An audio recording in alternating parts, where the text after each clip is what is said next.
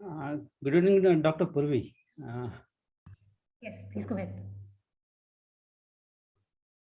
Am I audible? Yeah. Yeah, please go ahead. Can I ask you a question? Oh, absolutely. Please go ahead. Yeah, in the last lecture, you posed one question. When is a closed field and an exact field? So can you give the answer of this one? Because yeah, so you have to wait for your tutorial for that because that's part of the tutorial. this reverse is also the question will be question means that is also true? Or? So the reverse is always true. So if you have something exact, then you can actually just differentiate that. So if I, maybe I can even just share. Oh, I think I currently cannot share. Okay, fine. Yeah, you can see. Once we start, once my notebook is available to me, I can just show you. But that is already true. So that's actually a simple computation that if you start with something which is exact, and then if you get that it is closed, just by differentiation. Okay.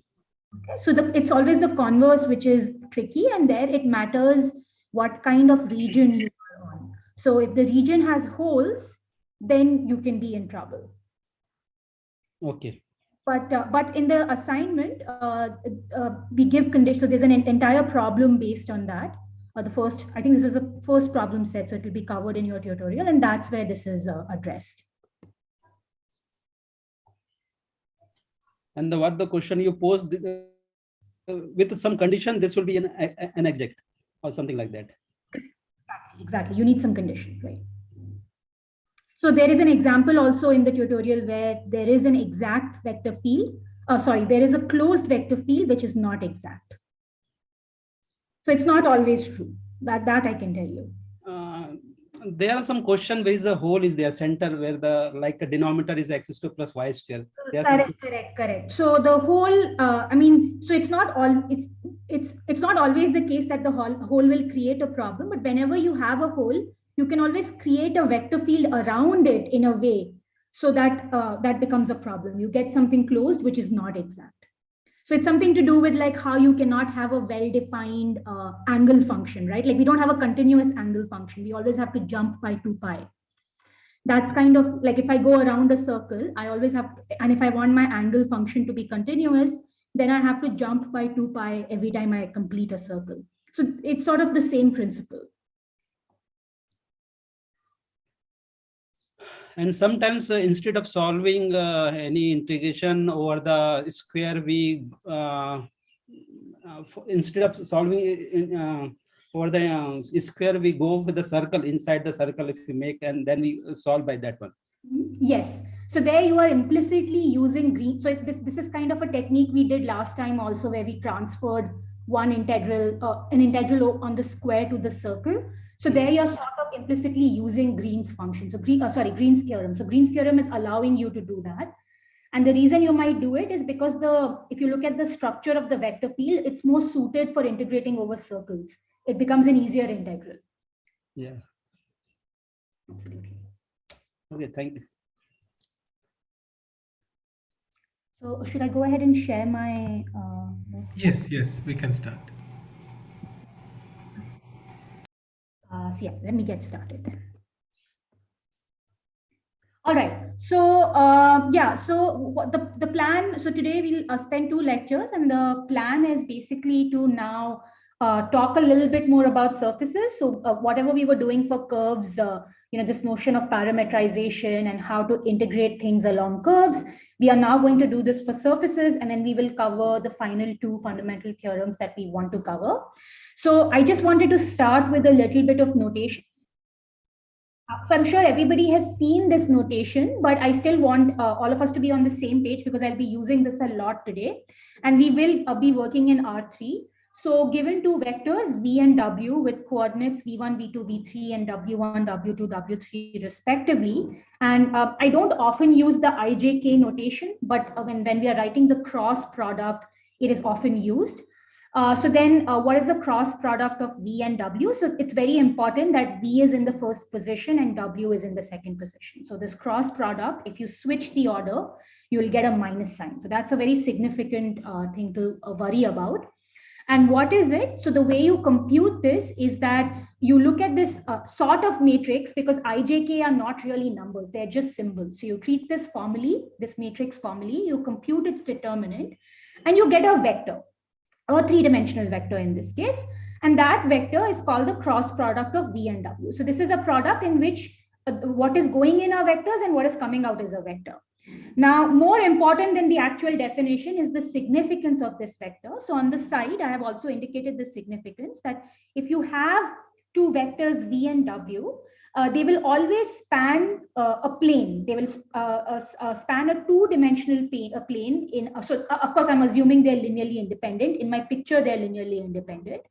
But for the moment, let's just take the picture and let's look at the parallelogram that is spanned by them. So what is the significance of v cross w? First of all, its magnitude is the area of that parallelogram. And secondly, if you look at the direction in which it is pointing, it is giving you the normal to the plane that is spanned by v and w. Now, when I say normal, of course, there are two different directions you could have, but we always use the right-hand rule. So if I twist, so if I move from v to w, so if I think of moving my right hand from v to w, then v cross w will always point in the direction of the thumb. So this is going to be our convention throughout. So that's a cross product. We'll come across this. Then we use the symbol nabla, which is technically for the gradient, but here's something again that we do, which is only formal. We actually treat, so it's really a vector of operators. So del by del x, del by del y, and del by del z. These are operators. So I'm treating it as a vector of operators. And the advantage of that is that certain things that I do to vectors, I can then express in terms of this nabla operator. Okay, so that's the advantage. So what are the two kinds of derivatives I want to take in this stage? So capital F here is a vector field on some region in R3. First, I will create a scalar function out of it. What is this scalar function? This is the divergence of F. So F is a vector field, but divergence of F is a function.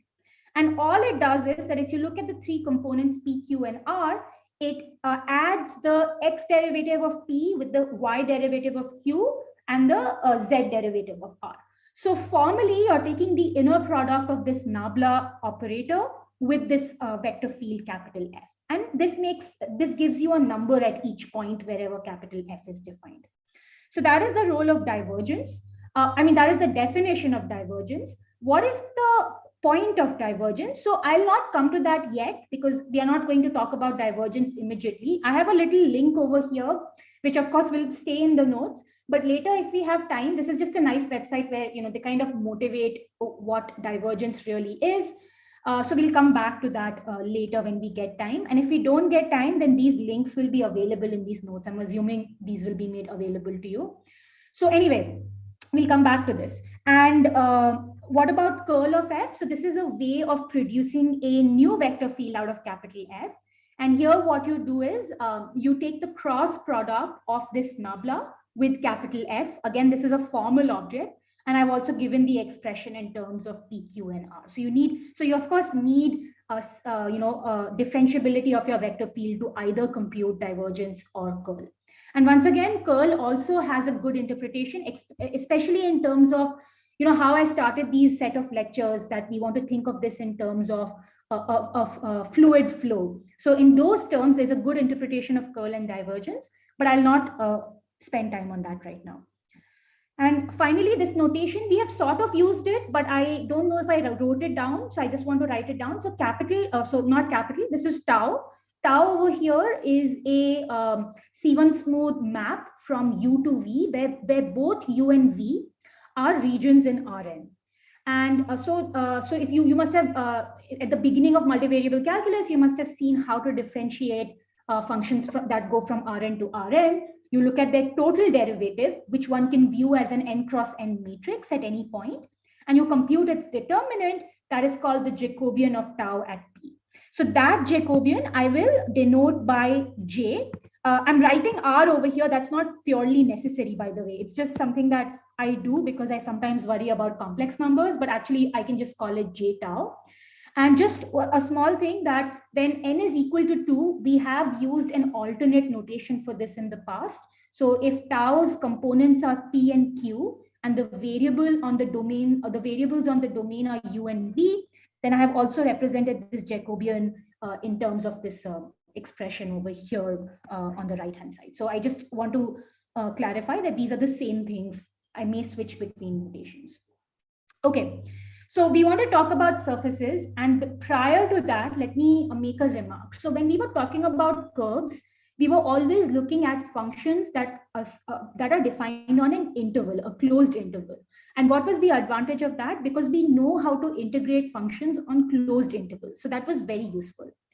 Now, when we move to surfaces, we want to talk about regions in R2. So what will play the role of a closed interval? These will be closed regions. But I have to be a little careful over here that what I will be, whenever I say a region in R2 in these two lectures today, I will mean that I'm looking at the closure of an open set where that open set has boundary, and whatever our notion of Riemann integration is, it is well defined. In particular, that set has a finite area. So if you've not done Riemann integration in multivariable very thoroughly, it's completely fine. What you can assume is that our capital E looks exactly the way it did in Green's theorem. So in Green's theorem, we had assumed that capital E is a region that is bounded by a finite union of simple closed piecewise C1 smooth curves. That is a legitimate region from our point of view. So you can take as simple an example of E in your mind, as long as you know how to integrate over E and work with that. Okay, so let's start with definitions. Again, please keep in mind how we are drawing a parallel with what we did in the case of curves. So there are some differences, and there, of course, the theory gets more complicated. So what is a parametrized surface? So I'll sometimes drop the word parametrized just for the sake of time, but I'm always talking about a parametrized surface. A parametrized surface is a subset S in R2 such that there exists a region capital E in, oh, I'm sorry. I started with this wrong thing. So S is in R3, the region is in R2, and a continuous map phi that goes from E to R3 such that I need some conditions on phi. The first condition is that phi is 1-to-1 on the interior of E. Okay. So if you're not completely comfortable with this term interior, think of it this way. I have some region with boundary, and I say a point is in the interior if you're completely surrounded from all sides by points in E. So here I'm completely surrounded by points from E, whereas if I'm standing here, I'm not completely surrounded by points in E. So this is a vague definition, but for the purpose of our discussion, this is the intuitive idea. So I want it to be 1-to-1 on the interior. I'm not saying anything about what's happening on the boundary. Sorry. Is there a question? Okay. Maybe not. I hope I'm still audible. Yeah. All right. And the second thing is, of course, what is the relationship to S to begin with? So the image of this capital E is exactly capital S. So just to continue with this picture, I have, maybe I'll draw a slightly different version of this. I have something in R2. So I have some sort of region in R2. And using this map phi, I'm taking this picture to R3. And inside there is, like I said, there is a one-to-oneness, but maybe this surface on the boundary, maybe it does touch some other part of the boundary or something like this. Okay, so this is, let's keep it this way. So this is kind of, we are trying to mimic. Maybe I'll also add one more condition here. And okay, let me not overcomplicate matters. Let's just keep it this way for the moment. Anyway, things we'll add more conditions in.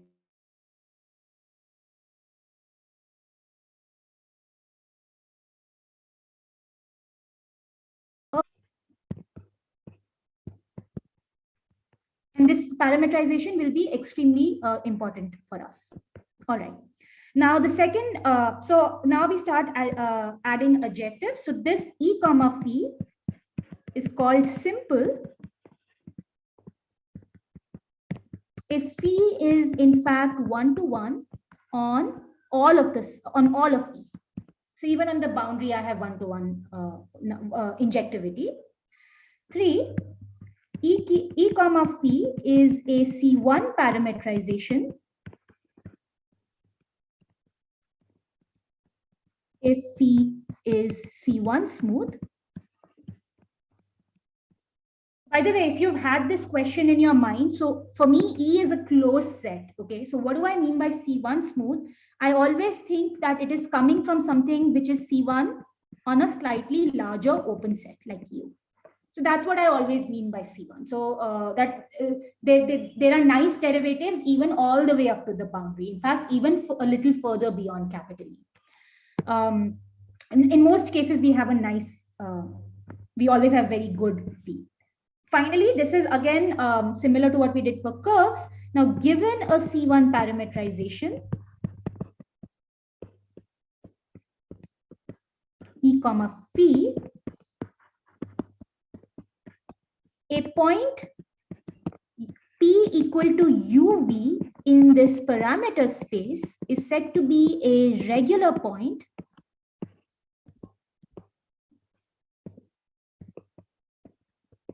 So it's said to be a regular point for phi if, so there are several ways of saying this condition. Let's just write some equivalent ones down.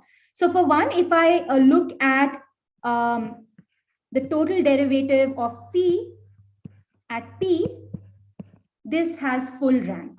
Okay, so this, remember we are a map from R2 to R3. So this will be a 3 cross 2 matrix. That means it's to be a full rank, I mean that its rank is 2. Or another way of writing this is that if I look at the partial derivatives of phi with respect to u, that's a vector in R3, and the partial derivatives of phi with respect to v, I can take their cross product, and that cross product is not the zero vector.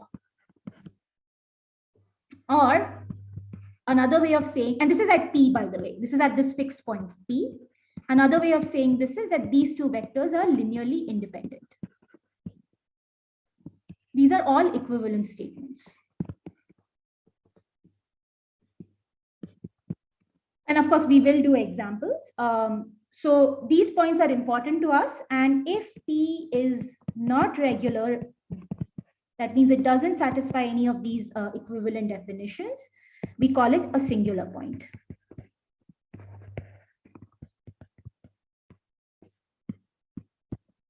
Okay, and of course, the idea is we want to avoid as many singular points as possible.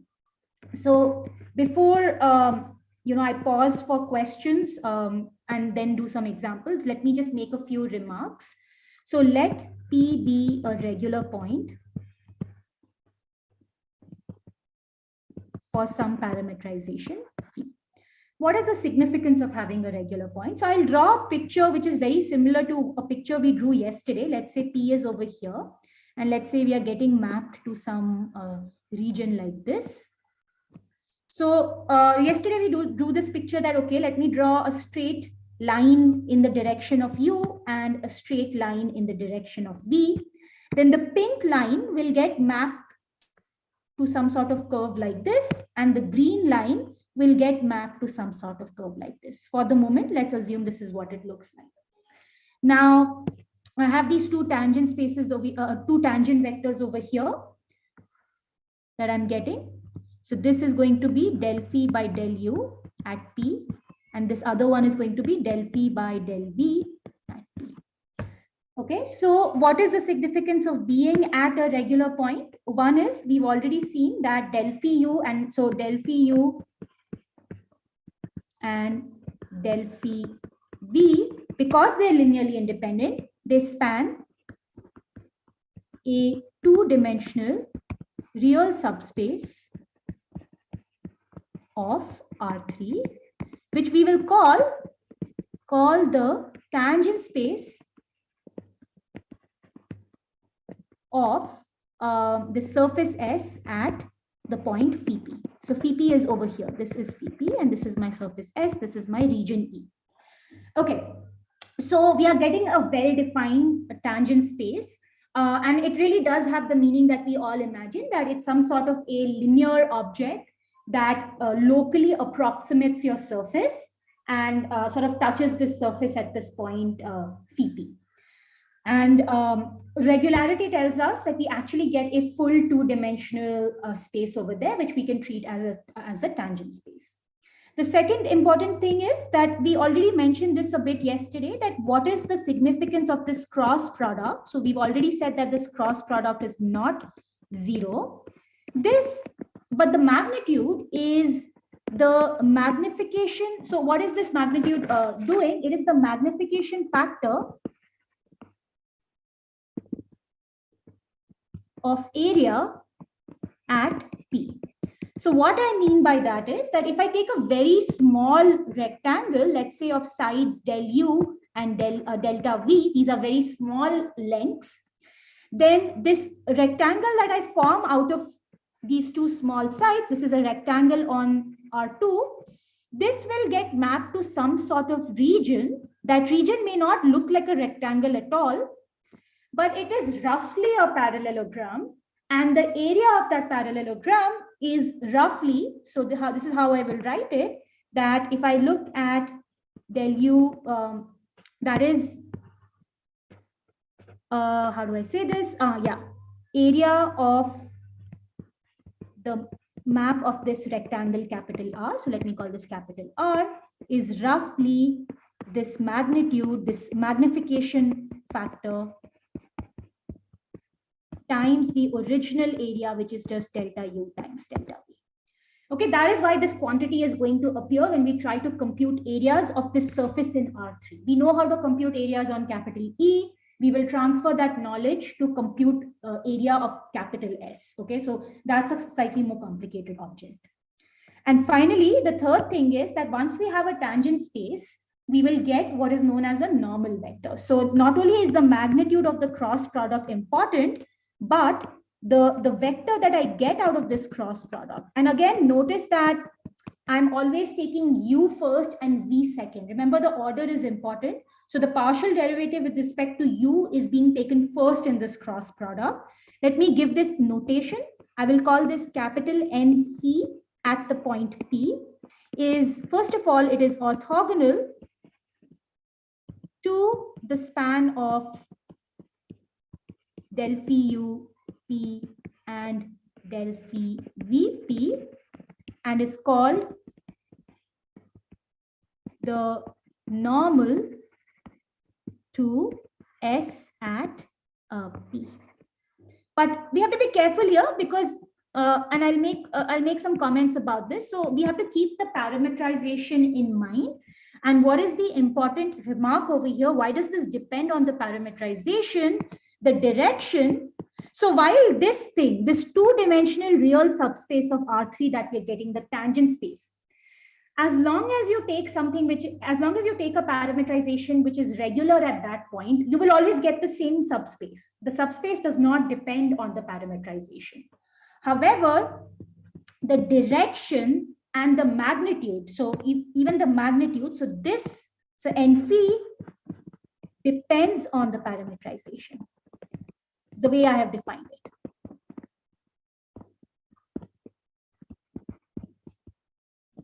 Okay, so that's why we have to be a little careful over here. We have to rely on the parametrization because both the direction and the magnitude of this object that I'm calling capital N phi very much depends on how I have chosen my parametrization. But let's just underline the main points over here, tangent space of F. Oops. Okay.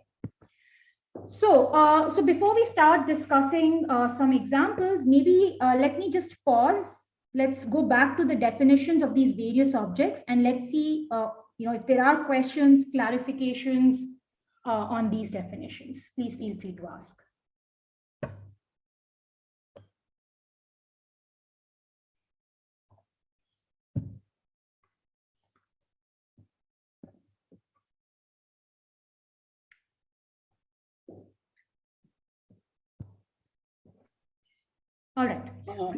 Yes, please go ahead. Is simple is used only for the 2D, or that could be for 3D or higher dimension also? I guess we can. Why not? We can do this for higher dimension in the same way. So you'll always want parameterization.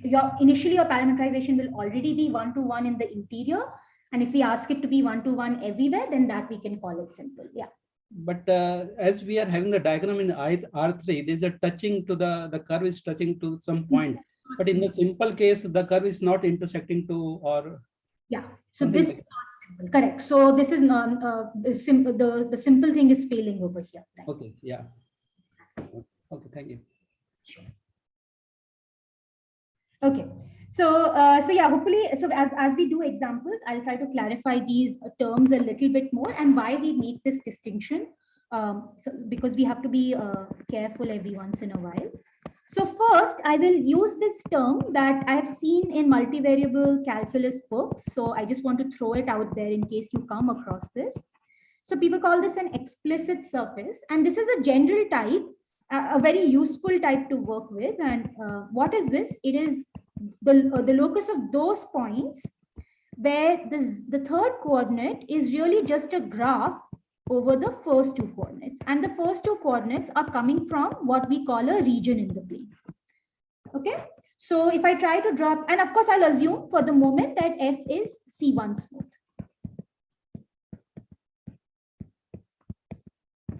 Okay, so first of all, one thing to notice that you get a very easy way of parameterizing this surface. Anytime you have this object in graph form, life becomes very easy. You get a very easy parameterization. Just, I'm sorry, this is f of uv.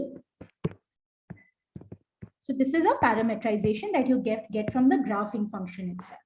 And what does this look like? So you have some region E, and above that you have your surface, depending on the value of these values of these functions. So this is z is equal to f of xy. So this is my capital S.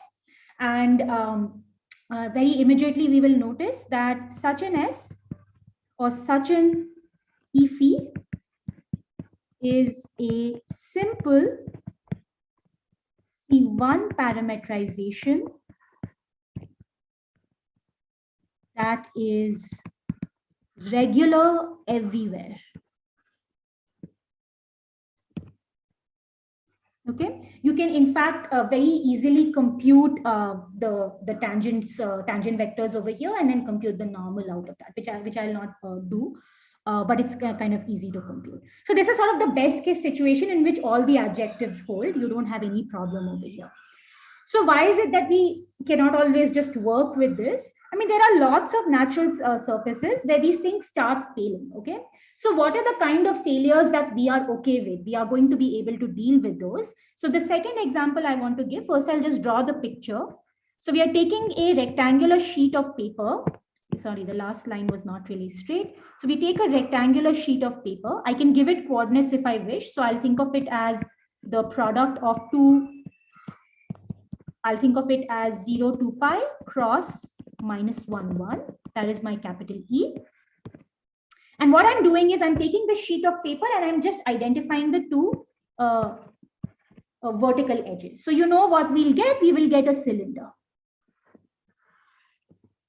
Visually, that is what is happening. But so this is in R3. This is my surface capital S. And these two lines, these pink lines, are going and becoming this single pink line over here. And one can, it's also a good habit to, at least in some cases, one can actually write down an expression for this parameterization. So what is it? It is that u comma v maps to cos u sin u comma v, and this is my phi. This is my parameterization. Okay.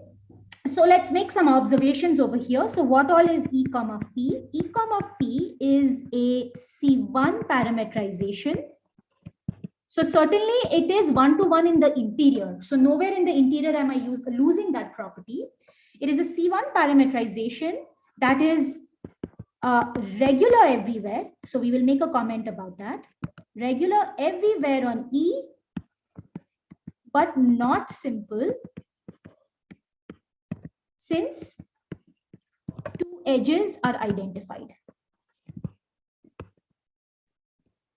So we are losing this one-to-oneness, but only on the boundary. Why did I say that it is regular everywhere? Again, you can actually compute. So it's not hard at all over here. If I look at del phi by del u, I get minus sine u, comma cos u, comma 0. Del phi by del v is 0, 0, 1. These are immediately clear that these are linearly independent. So first of all, the first vector can never be of completely 0. The second vector is clearly not completely 0, and they're always linearly independent.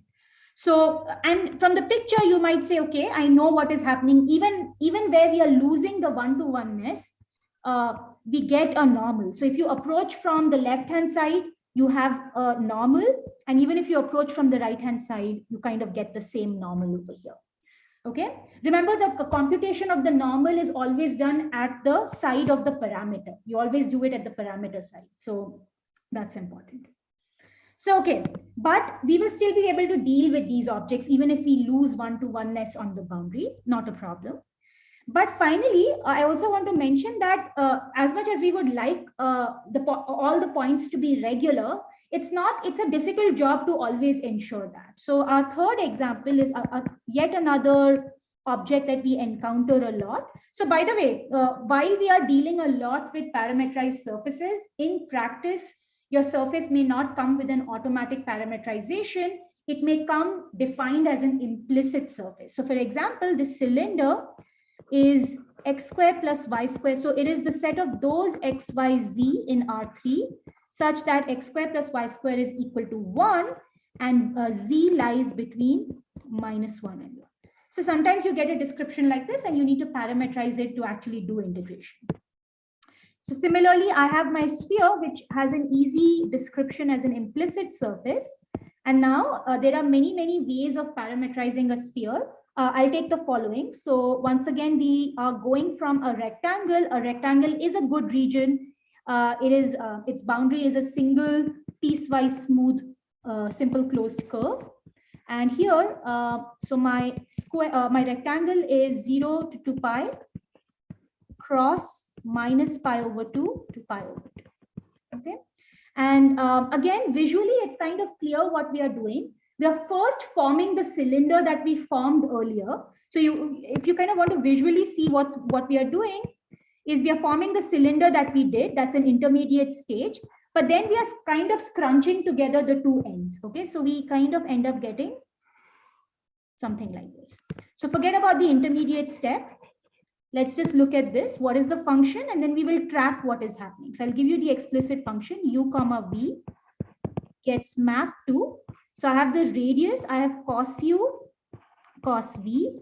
I have a times sine u, cos v, and comma a sine v.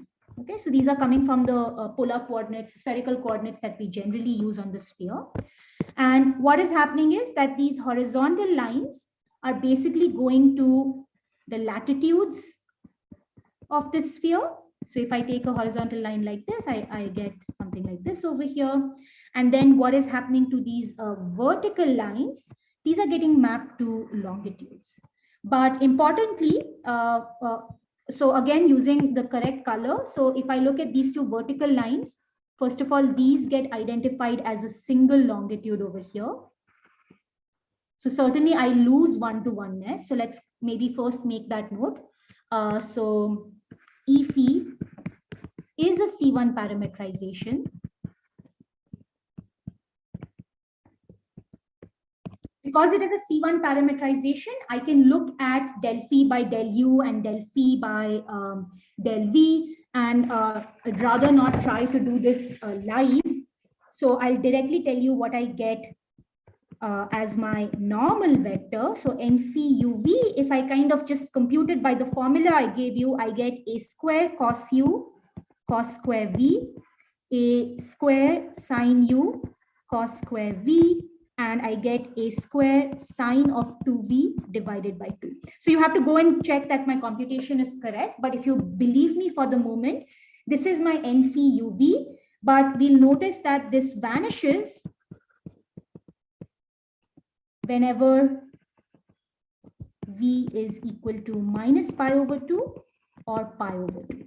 So on the top or bottom edge, I mean, we know what's happening on the top and bottom edge, right? They are sort of getting, so not only are we losing injectivity over there because everything is just getting mapped to a single point. So we are very heavily losing injectivity, but our parametrization is not giving us a tangent space over there. So we are losing regularity at that point. The strange thing is, I mean, it's not entirely strange if you think about this long enough, but the thing is, if we stare at the surface itself, if nobody gave you this parametrization, there is an obvious choice of a normal. You know, if you want to go outside, there is an obvious choice of a normal at both these points. But your parametrization is not giving you that normal. Okay, so this is a remark worth making. Although we do have a notion of normal. So of course, this doesn't match with our definition. We have not defined normal like that, but we do have a notion of normal at the 2 poles. So there are a couple of things over here that I should mention. So that means that we sometimes have to allow for singularities. And my first question is, can the sphere be given a parametrization that is regular everywhere?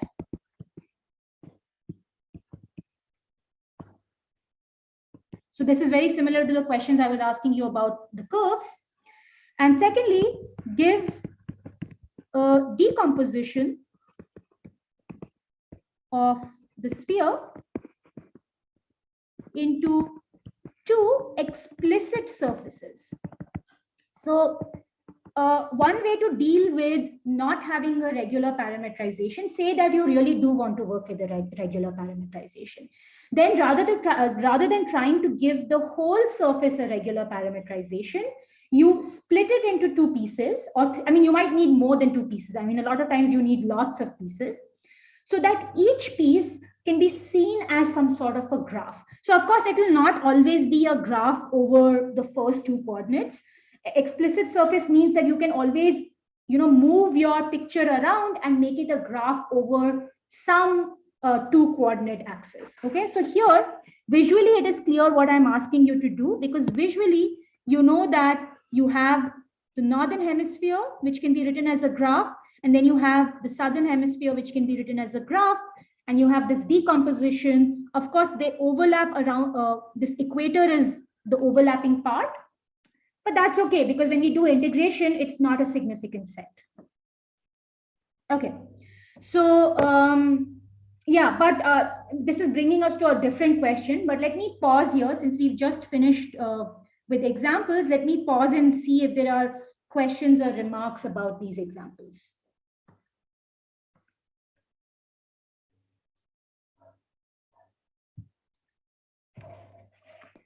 I have a question. In example 2, what is the set E here? The E here is, let's see, it is 0, 2 pi cross minus 1 bar. So it's a rectangle. This one.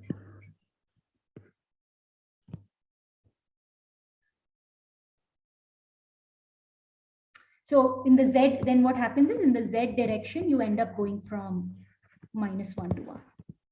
So this is Z equal to minus 1. This is Z equal to 1. And in all the other, so if you take any horizontal line, that just goes to a circle.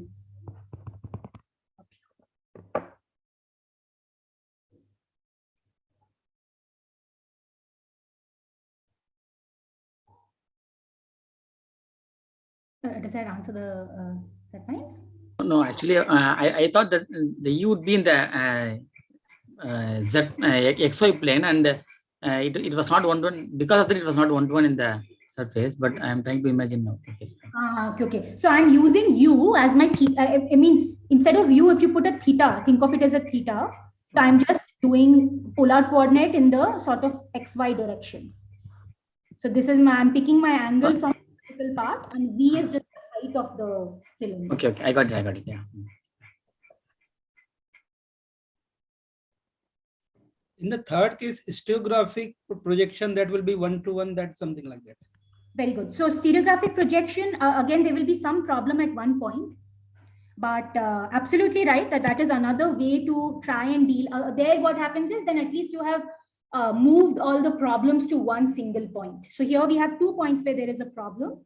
So just to draw the picture, what's the idea of stereographic projection? That if let me draw a second picture here. So I want to map this to R2. So it's sort of in the opposite direction. But what you do is, how do I take a point over here to R2? I connect it with a line to the north pole, and I see where that line goes and intersects my R2. So let's say it intersects R2. So this projection map will take this point Z. So if this is Z, then this is P of Z. So what happens is everything except this north pole has an image. In fact, it is completely onto R2. The only problem with this is that for our parametrization, we want a bounded region, right? So what is happening is the stereographic projection is mapping to all of R2. So it's opening up your sphere onto all of R2.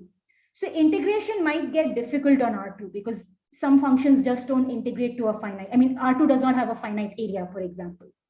So but it's a reasonable way to try and give a one-to-one map to R2. This is the best one can do, basically. Yeah. So we will add some point and extended the real number system, something like that. Infinity if include something. Yeah, but then you're recreating the sphere. Yeah. But you can use, okay, what you can do is you can use the stereographic projection to map these individual hemispheres. They will map to disks. So that is good enough. So this question where I'm asking you for breaking it up into 2 nice pieces, instead of viewing them as graphs, you could have also used stereographic, because what happens in stereographic projection is that you sort of end up the lower part ends up becoming the disk or something like that. So you can do that, yeah. But if you add a point to R2, you're recreating the sphere. But you have basically figured out the crux of the problem. This is the reason why we cannot have a fully regular parametrization of the 2 sphere. This is a topological problem. You can never fully parametrize the sphere just in sitting inside R2. And this is a problem that has been there in also like mapping the Earth, because if you want to make a 2D image of a 3-dimensional globe, then this is going to be an issue. So, yeah. Okay, thank you. Thank you very much. Okay, so since we are talking about, okay, maybe one parametrization is not to our taste, so we take another parametrization, that of course raises the question that can I keep switching between parametrizations? So let's put down a definition like we did for curves. And this will bring us to a slightly tricky problem, which was just not there in the setting of curves. So as you go in higher dimensions, things become harder. But 2 parametrizations of the same surface, I'll denote them by E phi and d comma psi of the surface S, are said to be smoothly equivalent.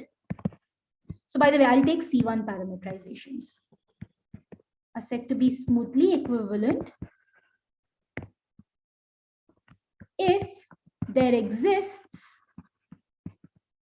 a C1 smooth bijective tau that goes from one domain to another such that its Jacobian is never vanishing. So J tau is non-vanishing on E. And what is the relation? So tau composed with psi gives you phi. So one parametrization is related to another via this composition with tau. And in the so whenever you have this, whenever you can produce such a tau, then phi and psi are considered smoothly equivalent. And one thing to note is in the above, this is of course a bit of a theorem. I'm just stating it as a fact, but you need to go back and prove it if you've never proved this before. Remember that our normal was dependent on the parametrization. So what happens if you switch to a smoothly equivalent parametrization? Well, you don't quite get the same normal, but you get a factor. So you get a multiple of it. So how is it related to n psi? I'll draw a picture also maybe. You get the multiple is exactly j tau at this point uv. Okay. So just to draw this picture, I have d. Maybe let me draw E up there actually. So I have E over here. I have D over here. Some point, and then I have some surf, and both of them are parameterizing the same surface S. So I have this map phi, I have this map psi, and I should be able to get psi from tau. So this should be sort of a commutative diagram. And if this point P, so let's call this phi P, here you get one normal, which is n phi of P, but you might get another normal from tau P. Now that normal has to be a multiple of this normal, but it could be in the opposite direction, by the way. So it could be a negative multiple. So this quantity is non-zero. That's all we know, this Jacobian. But we have not said whether it's positive or negative. However, it will still be a multiple of the previous one. So something to be careful about. So this kind of, so now if I restrict myself to the situation where j tau is positive, so we can further say that tau is an orientation preserving reparametrization if j tau, bad notation here, not in the subscript. So j tau is positive on E. So of course, because j tau is non-vanishing and we are assuming that we have a C1 map, that means it will have a fixed sign. It will never change sign.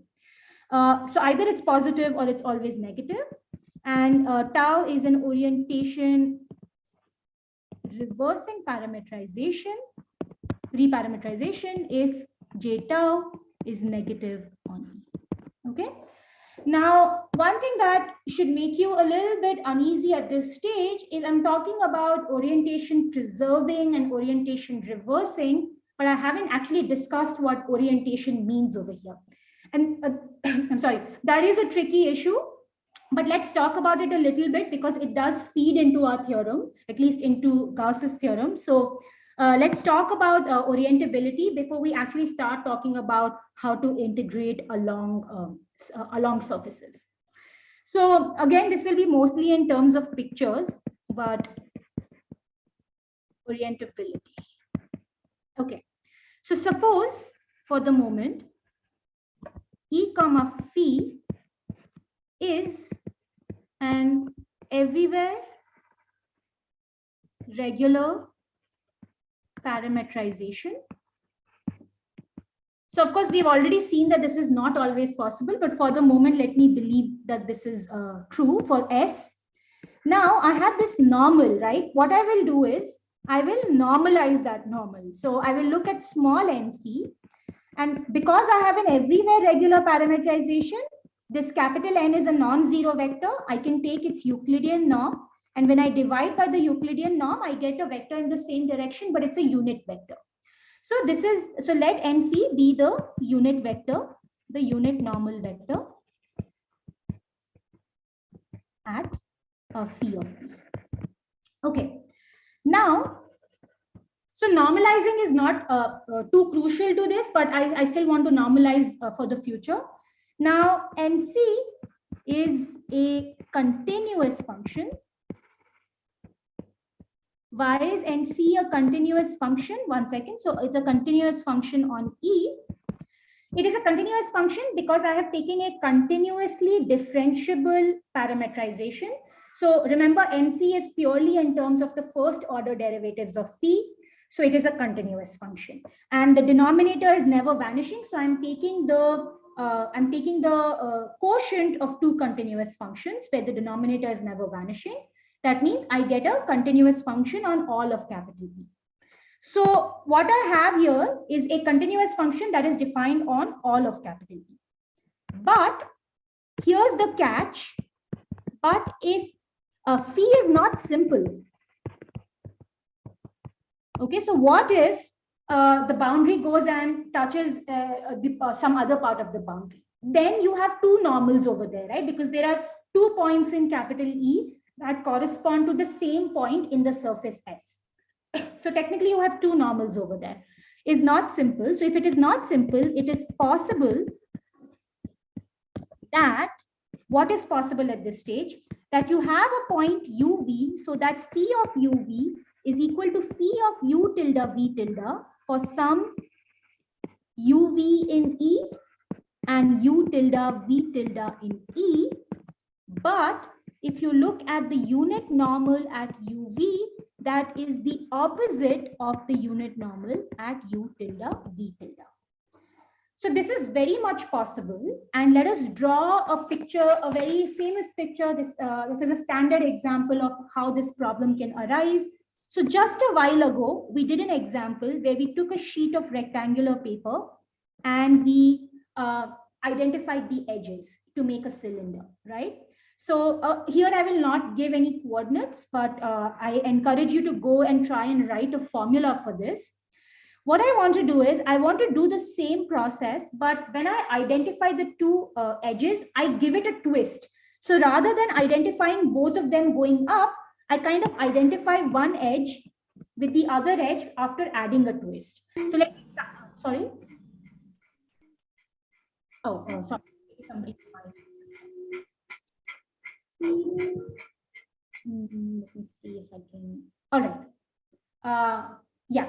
So how do I add this twist? So let me try to draw a picture that somewhat reflects what I'm saying over here.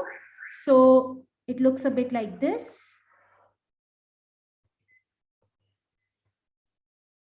Okay, so it's a ribbon where a twist has been added somewhere in between. So if I look at these two edges that I have identified, and you can do this with a piece of paper, by the way. So it's not one of those things where you have to imagine. You can actually take a long sheet of paper, you give it one twist and you identify the two vertical edges. And this, I get a line over here. And now to indicate what where the problem lies, I'll take a green. So let's say I start at this point, which I will write, I have this dot over here. I start moving in this direction. So I get a curve in this direction. I continue in this way. When this curve comes to this twist, it goes on the underside. Okay, so it's not visible to us if we view this ribbon, but it is now traveling on the underside of this ribbon. So when it comes to this other point, so it's coming back to the same point, but it is coming from below. So earlier, the normal that you would have computed may have looked like this, but when you come back from below, the unit normal will now point downwards. So I have P and P tilde. I have the same parametrization, but this is n phi of P and this is n phi of P tilde. And this is known as a Mobius band, this kind of twisted ribbon. It's known as a Mobius band. And what is the problem with it? That if you're sitting on the surface, there is no way to parameterize it so that you have a well-defined, continuous, unambiguous unit normal. There isn't this unique choice of a unit normal coming from a single parametrization. So I would encourage you to think about trying to write this in coordinates, or at least trying to do this with a sheet of paper if you haven't already done so. It's a very important example. It tells you why the theory gets more complicated when you move from surfaces to curves. If somebody gave you a closed loop, you have a very good idea of what orientation means. But on surfaces, this is a complicated concept.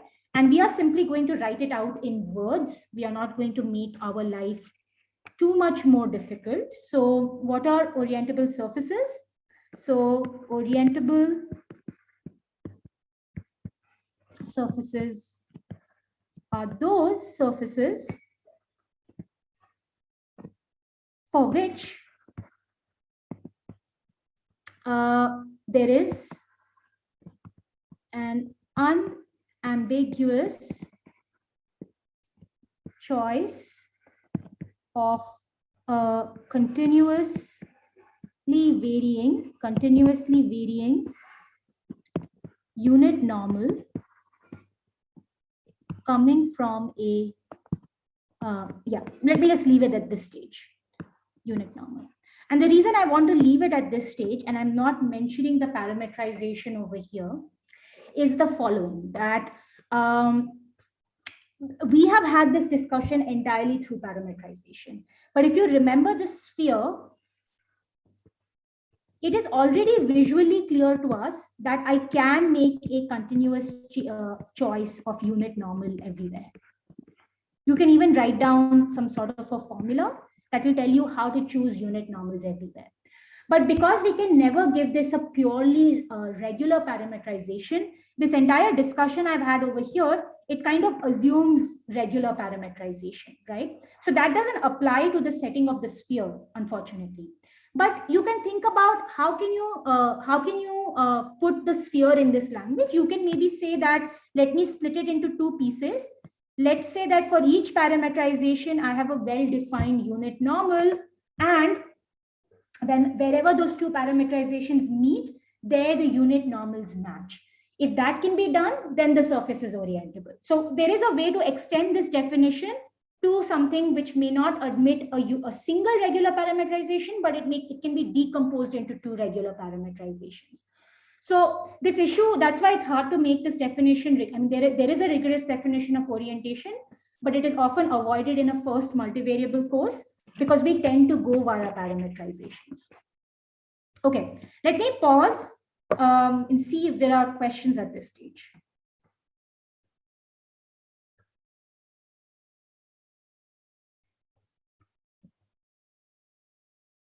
About this issue of orientability.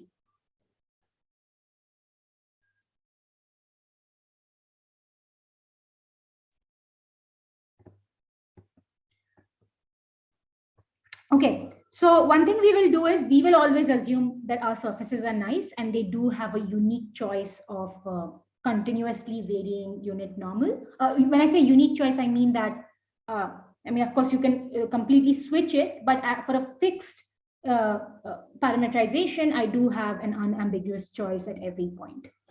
Okay, so now finally we come to actually defining integration on surfaces. And the first lecture, probably I'll end it after giving this definition, and then we'll come to, okay, but what do we do with these definitions? So let S be a parameterized, parameterized surface with a C1 parameterization. Not necessarily regular, but C1 parameterization, E comma phi. Okay. So as with the case of surfaces, I have a notion of integrating a function along a surface, and I have a notion of integrating a vector field along a surface. So if f is a continuous function on capital S, then, and here's the correct terminology, the integral of f with respect to surface area on S, so that's actually the full terminology, is defined as the following. My notation is, I will write f times d sigma on capital S. How is this defined? It's somebody has given you a parameterization for this. So it's a double. By the way, maybe let me do this because typically surface integrals are denoted by a double, at least in most of these multivariable books. So let's stick to that. So you do f of phi of uv. So you pull everything back to capital E. But when you pull it back, then just like in the transformation law we saw yesterday, you need to account for the magnification factor. And the magnification factor is the norm of this normal. Now, because I'm not assuming that my surface is, this is a regular parameterization, it could happen that at some points this norm is 0. Okay, I'm not avoiding that right now. And my comment here is this is independent of orientation. So nothing. So in particular, for example, if if f is 1, then this integral is just computing the surface area. And so the surface area better be independent of orientation, right? Surface area has nothing to do with orientation. All right, and let's see the time. Okay, great. So let me just put down the second definition, then I'll pause for questions and then we can take our break. Now, if F is a vector field that is,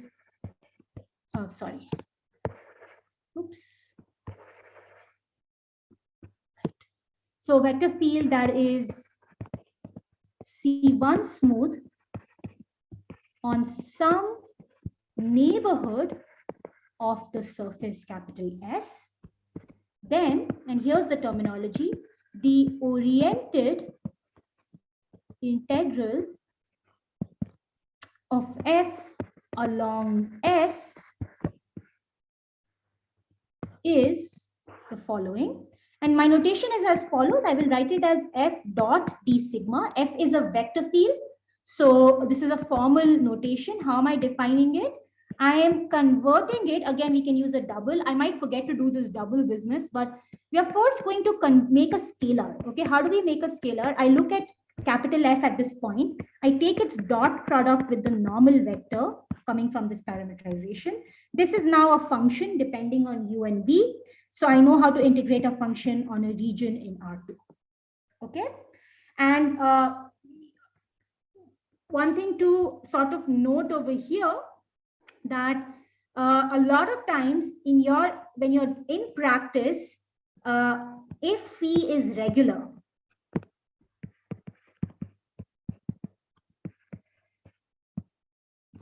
when phi is regular, then you can multiply and divide by the norm of this n phi. So what happens in that case? In that case, this notation can also be written as capital F dot small n. You can do the unit normal, and then you're doing d sigma. Because what is the definition of that? The definition of that would be that I'm doing this. I am taking dot product with the normalized vector. But then what is our definition of integrating a scalar? Our definition is that we take the magnification factor and then do DOD.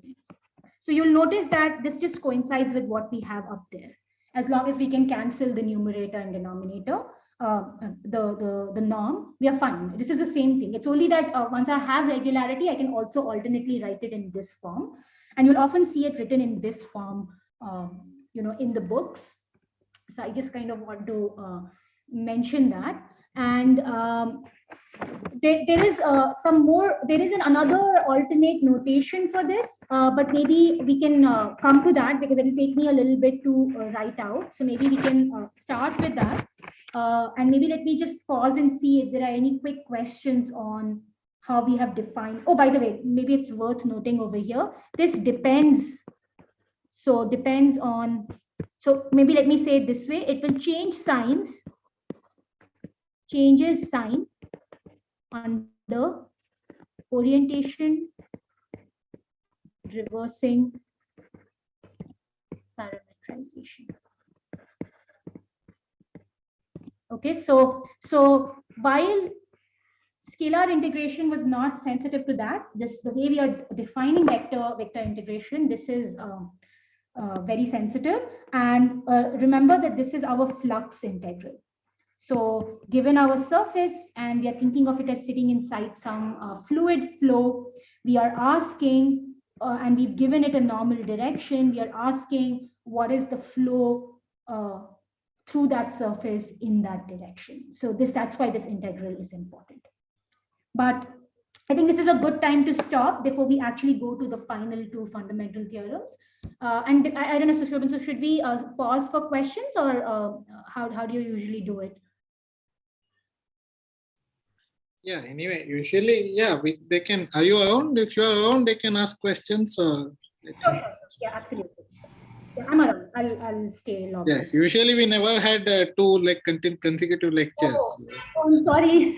No, by the same person. So it was always ending and then another person was starting. All right. So maybe I'll stay for like 2-3, maybe 5 minutes, and I'll just take a break for a little bit more water. Yeah, no. So we start at 7:10, is that right?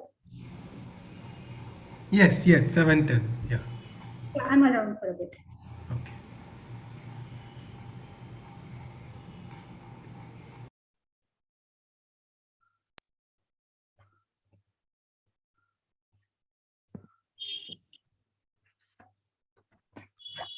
Ma'am, I can all ask one question. Go ahead. Yeah, the question is related to the transformation law of one variable, two variable, or three variable. We use the Jacobian, and Jacobian we take the positive because Jacobian could be a means Jacobian determined this could be positive, negative. But why we are only taking the positive? Because scaling can be make a squeeze or that can be enlarge the size of the original one. Wait, so which transformation law are you exactly talking about? Any either converting into the two double integral or triple integral, we are using the Jacobian, and the Jacobian value we are taking as a positive. It is so. This could be a negative also. So okay, maybe I should say Yesterday we you started with the transformation law for the two for the right. double integral. Yeah, let me see. No, I mean, it does take care of. So let me see what it is that you're referring to, because it depends on whether we are like integrating a scalar or a vector. So let me see if I have those notes and what I had written at that point of time. So.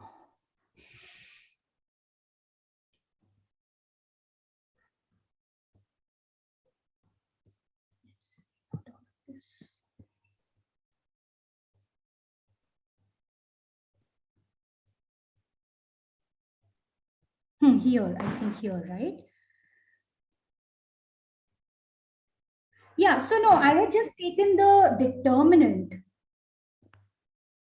Yeah, but yeah, so I'm asking this. This is a positive of the determinant only, or any value of determinant we are taking? The value of determinant. But most of the book that is mentioned the mod of this Jacobian.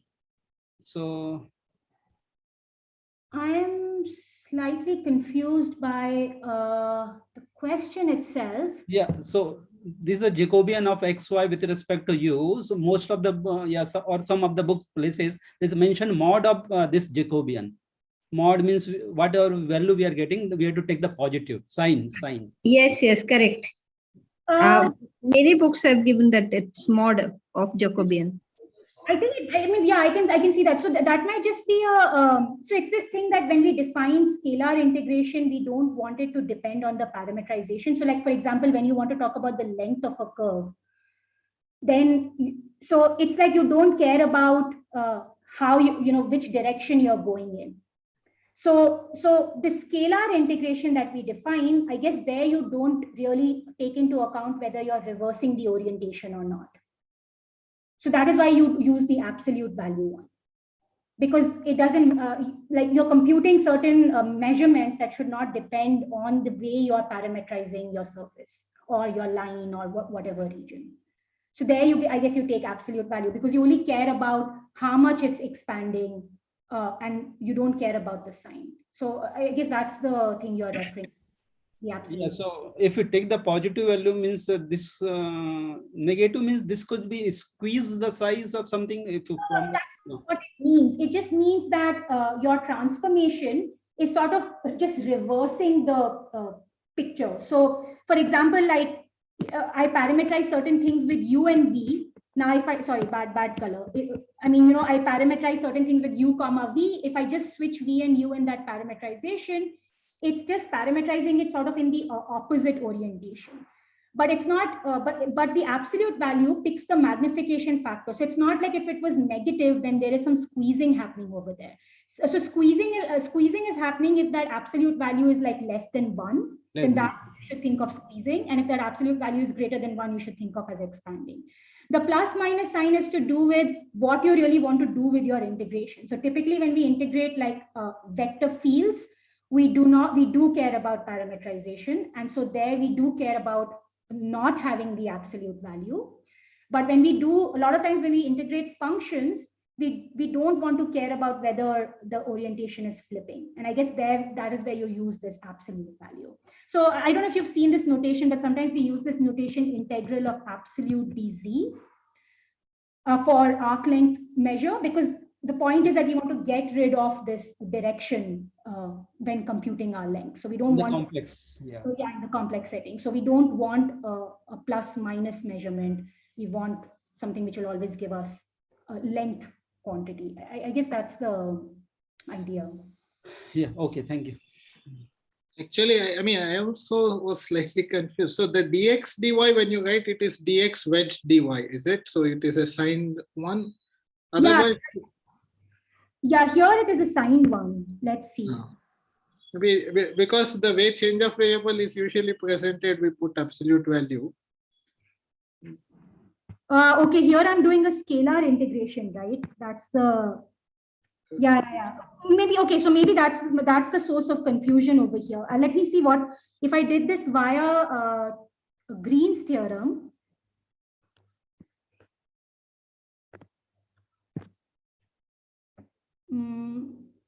Okay, let me see. Yeah, I mean, if we are defining this via Riemann integration, you're right. So this would be, so in my notation, yeah, here it would be absolute value. So my del x del y is the wedge only, but then I would put absolute value. Correct. Yeah, I think you're right. Yeah. So always this will be the mod of this one. Yeah, I mean, the way our Riemann integration is defined, it will be the mod of this one. Okay. I mean, that we didn't go into that, I guess, but yeah. Okay, thank you. Right, Manjunath, is this what you're referring to, right? Yeah, exactly. Yes. But I think you answered his other main question, which was shrinking and is not related to the sign. It is whether it's more than one or less than one. Yes, but sir. you have a good answer for why, I mean, in the sense, it's the way we are defining integration that we are forcing this positivity, right? Why is it that the parametrization is not feeding into it?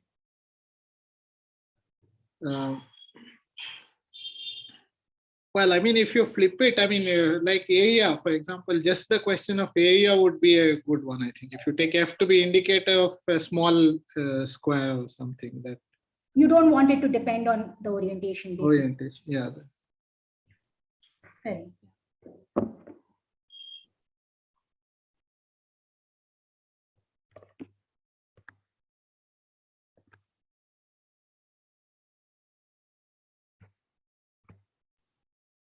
You didn't get your break. You can take 5 minutes if you like. We can start. No, it's fine actually. Not a problem. Is it time? It's almost time. Okay, that's fine. So actually, I wanted to see if maybe I'll write the theorems and then do the switch. Okay.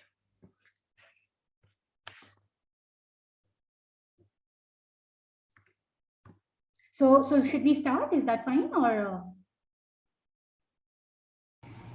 We can start, but you don't need a break. Oh, I'm okay. I'm totally fine. I think we can start then. Yeah. All right. So let's yeah. So what did I want to say over here? I have this regular phi. Sorry, am I still on? Yeah. So I just defined integration for vector fields, and I wanted to just sort of say something about this notation that you'll keep coming across in the books, and we've kind of done this for curves also. So where do I have this notation written? Okay, so yeah, so what was this other piece of notation, which is actually quite useful when you want to compute something.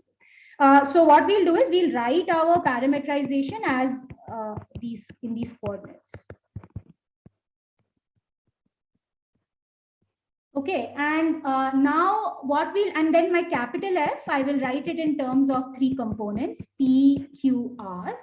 And if I'm interested in this quantity, so if I look at this F of phi of UV, F phi of UV dot capital N phi UV du dv, right? So this is what we are integrating. So all of this now we write in terms of exactly the notation we were just discussing. So I'll drop the arguments a lot of times. And then I have this wedge that we are talking about. So del yz by del u v. So this is without the absolute value. These are just pure determinants. And then I have, okay, I get du dv. But just to emphasize over here, the order really matters. So I will write it as a du wedge dv. Even when we do integration over here, we care about du dv. So just here I will write it as wedge. And the reason I'm doing it is because, like I said, this is unsigned over here. So this is coming with its sign. So I want to keep track of that. Okay. So plus Q of, and so what am I getting by this formula? By the way, yeah, this is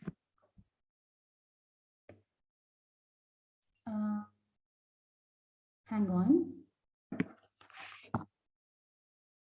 Yeah, okay. So this, remember, this is coming from the expression of n phi. Sorry, I confused myself. This is coming from, remember, n phi is coming from a cross product. So this is where this, all of this is coming from. So I'm just writing it all out in terms of coordinates to explain a certain notation.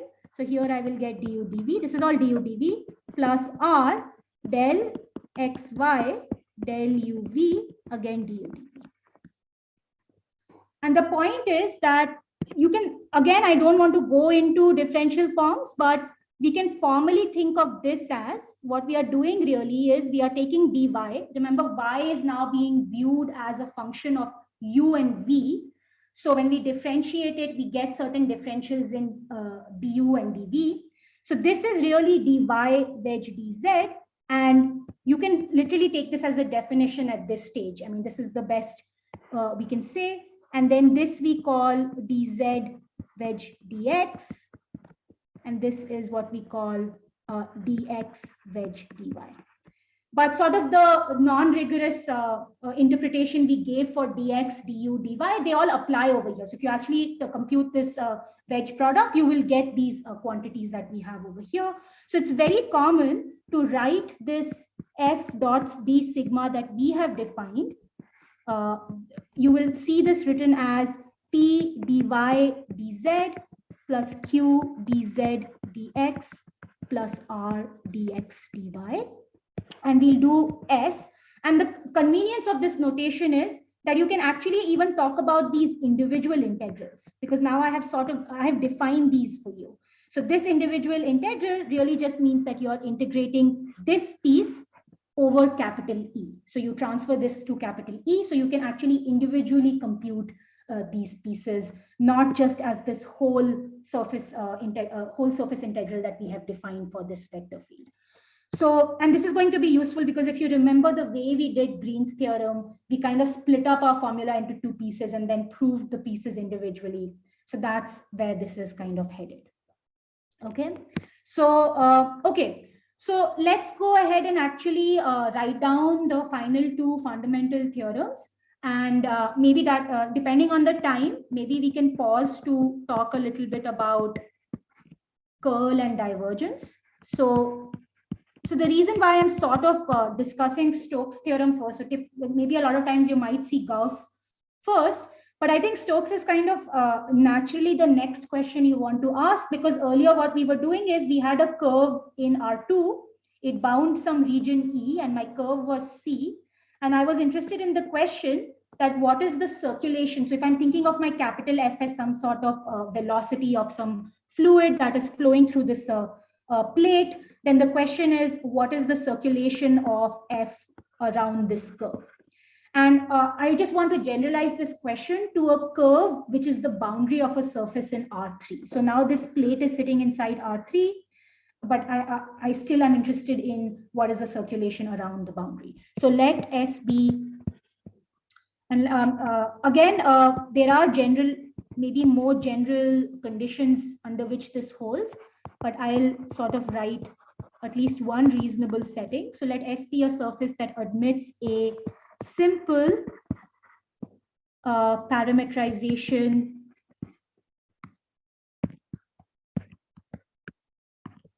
E comma phi such that phi is what is it? So it's is C2 smooth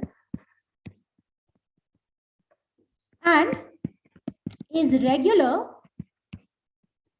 on the interior of E. So it's okay if at certain boundary points I don't have this well-defined, I mean the normal vanishes or something, but I want everything nice on the inside. And what about capital E? Let's say that E satisfies the conditions in Green's theorem. So if we refer to the Green's theorem that we had some very specific conditions. So if you have access to a Green's theorem, whatever conditions you see on the region, you can impose those conditions on this object capital E. Now, suppose a boundary of E. So E is what is parameterizing your surface. Suppose this is oriented positively, which means what? So we wrote this out last time for the Green's theorem. We are allowing several boundary components, and they have to be oriented in a way that when you're walking along the curve, then the region is always towards your left. So if you have a single curve in the boundary or counterclockwise. So what is happening is that I have an orientation on my boundary, which is of the parameter space of capital E, and we give its image, so capital C, which is phi of the boundary of E, is given the induced orientation. So we just pull up the orientation of the boundary of E to C. Now, this is one of the reasons why I took a simple parameterization, so that I also get a nice parameterization of the boundary curve. So just to draw my picture over here, I have this capital S. It's being parameterized by some region E. This is boundary of E, and capital C is the image of this boundary. So you can think of it as boundary of S. This is S. Okay. Then for any C1 smooth vector field F,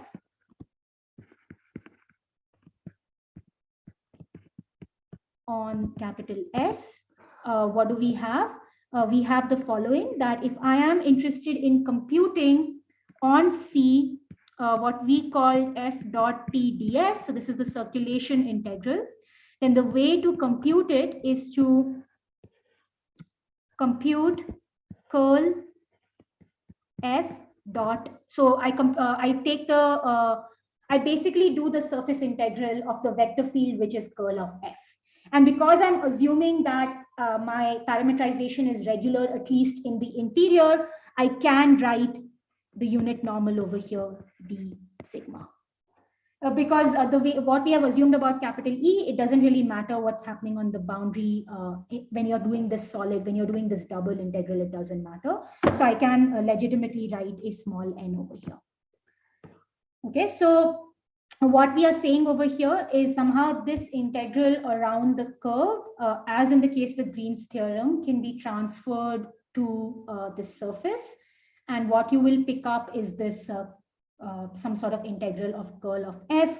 And because ultimately what we want to prove is in a different notation, so I'll write that out over here.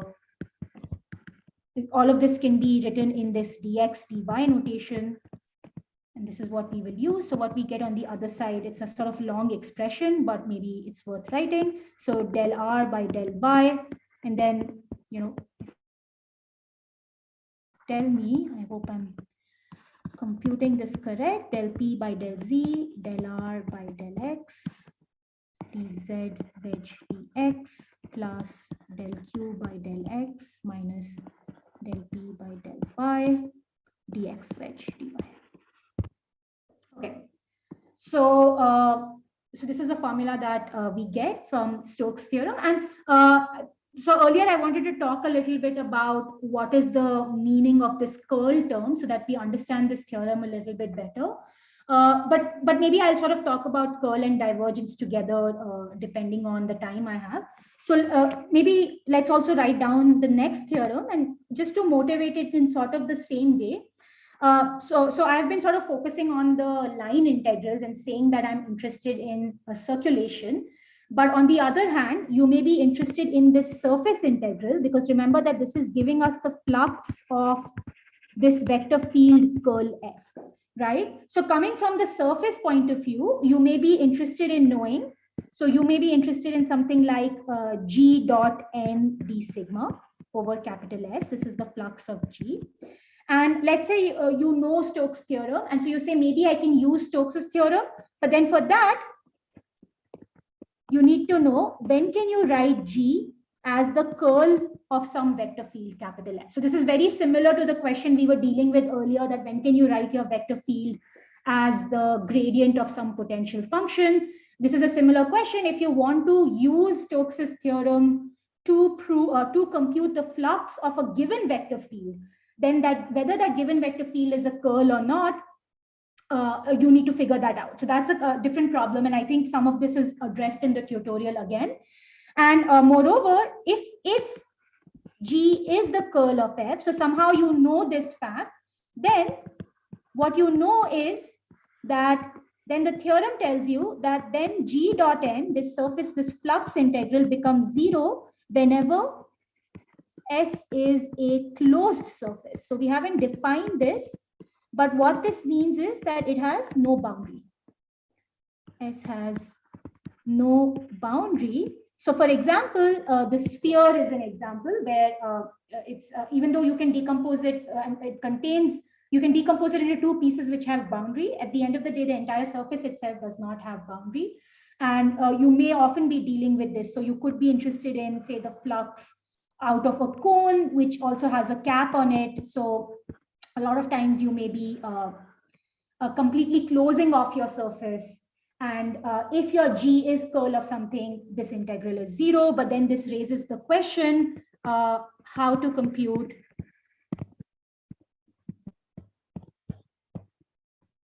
G dot n for closed surfaces in general.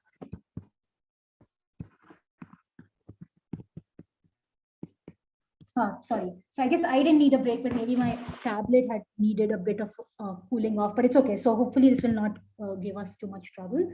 So, so this is partly answered by the next theorem.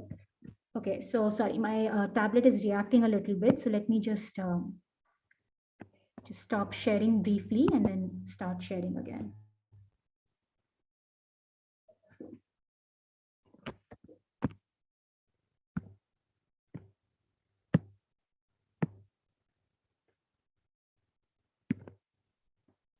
Okay, so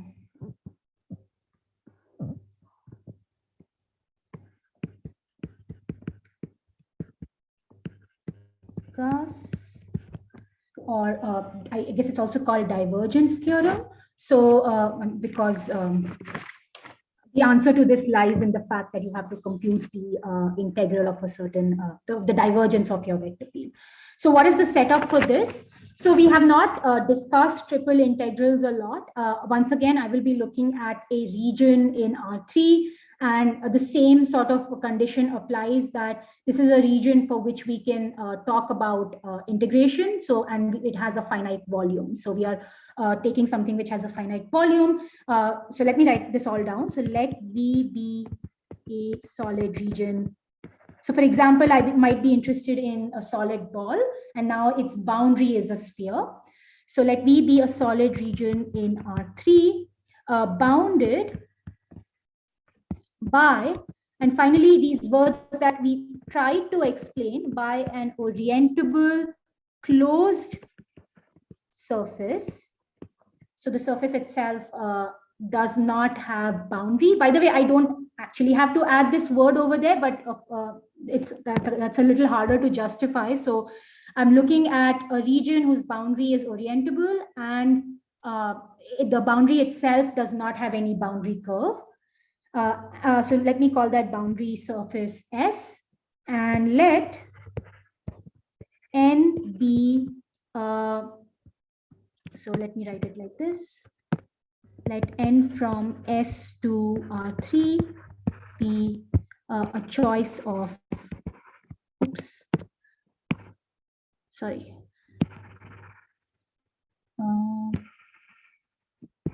Why is the eraser not working? Okay, so be the outer unit normal field on S. Okay, so what is happening over here is, so before we actually write down the complete results, so I have some region over here. Actually, so our theorem really does not say anything about whether there are holes in this region or not. So it could have holes, But for the sake of simplicity, I'll just draw the picture like this. So it's a solid region. So think of it as a solid region. And I have this boundary surface. And I'm I'm saying that I want to choose my normal to point outward. So it should not point into the solid. It should point out from the solid. And because of orientability, I can make this choice. Okay, so currently my normal is not really coming from a parametrization. So when I choose a parametrization, it should be such that the normal coming out of that parametrization matches with this one. That's kind of implicit in this statement. So then if capital V from capital F from V to R3 is a C1 smooth vector field,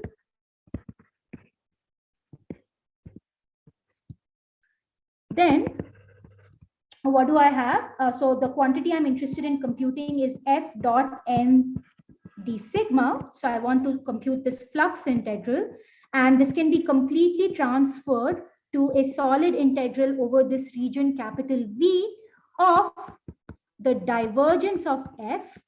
And now this is purely an integral in R3. So I'm just doing a standard integration over here, dx, dy, dz. That's what I'm doing over here. Okay, and right. So this is one way to, and what will happen in application. So just the way we could use Green's theorem to compute areas of two-dimensional regions, you can use this theorem to compute volumes of three-dimensional regions. You need to make a choice of F so that the divergence turns out to be 1. And typically there are many choices. So you go for the vector field that makes your surface area computation the easiest. I guess I probably have put some problem like this in the tutorial again. So that is one application sometimes to go from solid integrals to surface integrals. But in general, this is a very useful theorem. And maybe what else did I want to say at this stage? So I think we do have a little time to talk about sort of physically in terms of these like fluid flows, what is really going on over here. So I had these couple of links. So maybe I can try and share those links and go to that. So we can maybe start with, maybe let me pause and take questions first about the two theorems. So if there are any questions or comments, maybe this is a good time to pause. Yeah, I have one. Yeah. Yeah. So regarding the Stokes theorem, we don't have to use the open surface in the Stokes theorem. Open word. You mean S be an open surface? Yeah. So in some sense, so you mean like, what about the sphere? No, we can't use the Stokes theorem in the sphere because So- that is a closed something like that. Yeah, no, actually you can, and you'll just get a 0 over there. Yeah. So, but you can, because it doesn't have a boundary. But if it bothers you that, so if it bothers you in that sense, maybe what I can do is, so you can, like, that's the thing. It's not, I'm not excluding that case. And another way to see that is that why that is, let's say you wanted to only do this for open surfaces. Or another way to do that is maybe to say that this parametrization is actually regular all the way up to the boundary of the interior of, it's regular all the way up to the boundary. Because like for the sphere, we noticed that we could not get a fully regular parametrization. So if I kind of push this regularity all the way up to E, then that would automatically imply what you are trying to exclude. But I'm saying that even if the surface is not closed, so if the boundary is empty, then you just interpret the left-hand side as 0. And one way to see this on the sphere is that if you took the open version of this theorem, you can sort of split your sphere into two pieces, into two open pieces. Apply this theorem, you'll get two boundary integrals that go in the opposite direction and they cancel each other out. So there is no issue. So in the end, you do get a 0 if you apply this to the two pieces. Okay. But in general, we use for the open surface. Yeah, you do in general use for the open surface. That's completely true. But I'm saying that it's not, one doesn't have to impose that. But I know that there is a problem of interpretation, right? What do I mean by boundary in that sense? But there is another thing actually over here. It is sort of actually, yeah, it is implicit, because I'm also saying that this parametrization is simple on all of E. So it is 1-to-1 on the boundary of E. That means I am getting a legitimate boundary of capital S. So I guess there is your answer. Right? So how are you going to get a parametrization like this for a closed surface? If I ask it to be injective on the boundary of E. Okay. Right. So yeah, maybe I've not written open, but my second condition, simple parametrization on E, is forcing that. I'm forcing the boundary to be non-empty. That's what's happening. And this is, I mean, this is one of those problems that there are different ways that probably you can put these conditions that are equivalent. So you can actually write this for closed surfaces as well, but then one side of this equation will be 0. So I guess one doesn't do that. So maybe I can say this, since you've mentioned this, this says that the boundary of S is non-empty.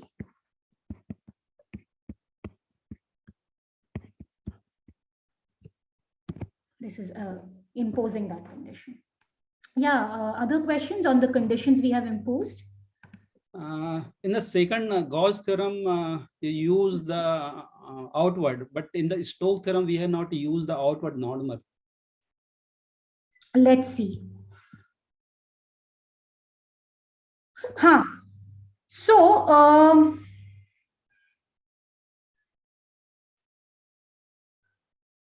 yeah. So here's the point. Thanks for pointing this out. But this is the, so in my Stokes' theorem, I'm fixing a parametrization. So this dot n, because you have said this, and I should have actually written this, I am taking the orientation coming from the parametrization. So the way I'm parametrizing it, it's forcing it to be, so if you notice what I said for my surface. So the difference between the way I have written Stokes and the way I have written Gauss, in Stokes, I have taken a parametrization of the surface, and my orientation and my normal direction are coming from the parametrization. Whereas in Gauss, I fix the normal direction on the surface itself, and there is no reference to a parametrization. So when you compute this integral, whatever parametrization you take, it will have to match with what you have fixed on your surface. So what I'm saying is happening in Stokes is that when I take a parametrization, I'm saying already that this direction is imposed by my, so downstairs, I'm taking this positive orientation. And let's say that, so this is forcing an orientation on the curve upstairs.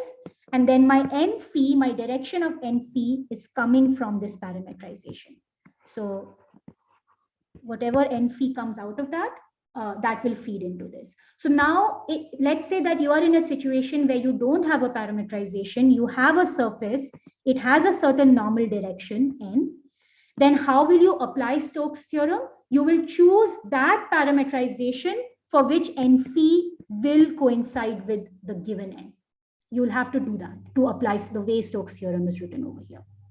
Does that make sense?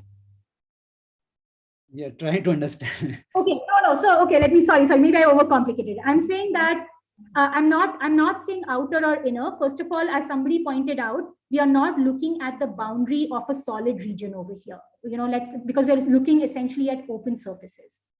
So there isn't really a concept of an outer or an inner. Okay, there are just two normal directions. I am not fixing. So what I'm doing is I'm fixing a parametrization in the theorem itself. And as we discussed above, when you fix a parametrization, it fixes a normal direction. You don't have a choice. So this theorem is stated with that fixed normal direction. And if your normal direction happens to be the opposite of this, you will just get a minus sign. You can apply this formula and then just put a minus sign over there, right? It still works. So here the orientation is coming from my parametrization. And there is no inner outer over here because I'm looking at some sort of a surface where there is no inside direction and outside direction. There are just two normal directions. Whereas in Gauss's theorem, the reason why I'm able to say outer or inner normal is because my surface is bounding some region. So there I can actually specify in words which normal I want to fix. I could have written Gauss in terms of parameterizations, but then the problem with these closed surfaces is that you kind of have to split it up and things like that. So it's always written in reference to the closed region. So it's really the difference is that one theorem is written with a fixed parameterization in mind. And if you want to take an parameterization with the opposite orientation, just stick a minus sign and you will be fine. And there is, by the way, there is another subtle difference over here, which is creating this problem. The subtle difference is that both these objects, they depend on orientation. So in Gauss's theorem, both the curve integral and the surface integral, they need an orientation. Whereas that is not true in Gauss's theorem. One integration is a scalar integration. It's completely an integration in R3. So that's why in the first theorem, sort of, it's taken care of on both sides. If you reverse signs, they will get cancelled on both sides. So you'll still get the same formula. Whereas here, you have to be careful. So there is this difference over here. There is an imbalance. I don't know if that helped or made things worse. Yes. Thank you. Yeah. Can I add here, suppose we are having the bottle, any like a Pepsi bottle we are having. So on that case, we can use the Gauss theorem because closed surface we are having. But while in the Stokes theorem, if we are cap is, we remove the, so that in that case, we use the Stokes theorem. Like that. Ideally, yeah. Exactly. Any other questions about the formulation?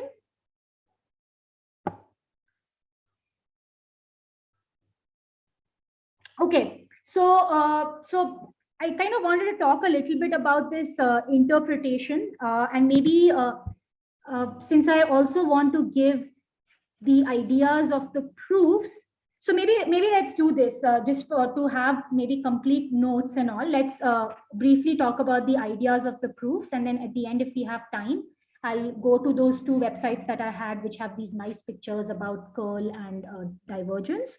So let's start with Stokes's theorem, and as with the case of Green's, we will deal with only one piece of it. So let's do proof of, oh, sorry.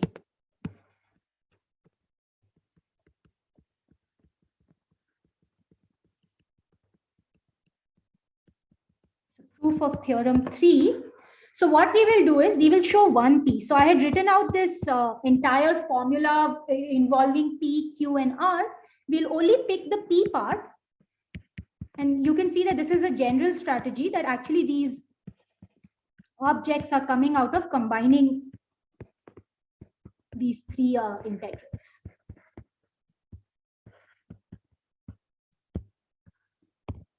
So a lot of times you'll have noticed this remark or this exercise in books where they'll say, okay, show that Green's theorem is just a special case of Stokes's theorem. So Stokes's theorem implies Green's theorem. But actually we will use Green's theorem to prove Stokes's theorem. So we will convert this integral to an integral over a region in R2. That is in fact our definition. And then to that region in R2, we will apply Green's theorem. And then that way it will get converted to a boundary integral, and that we will bring back up to this curve capital C. So that's the logic. And what we have is for a simple parameterization.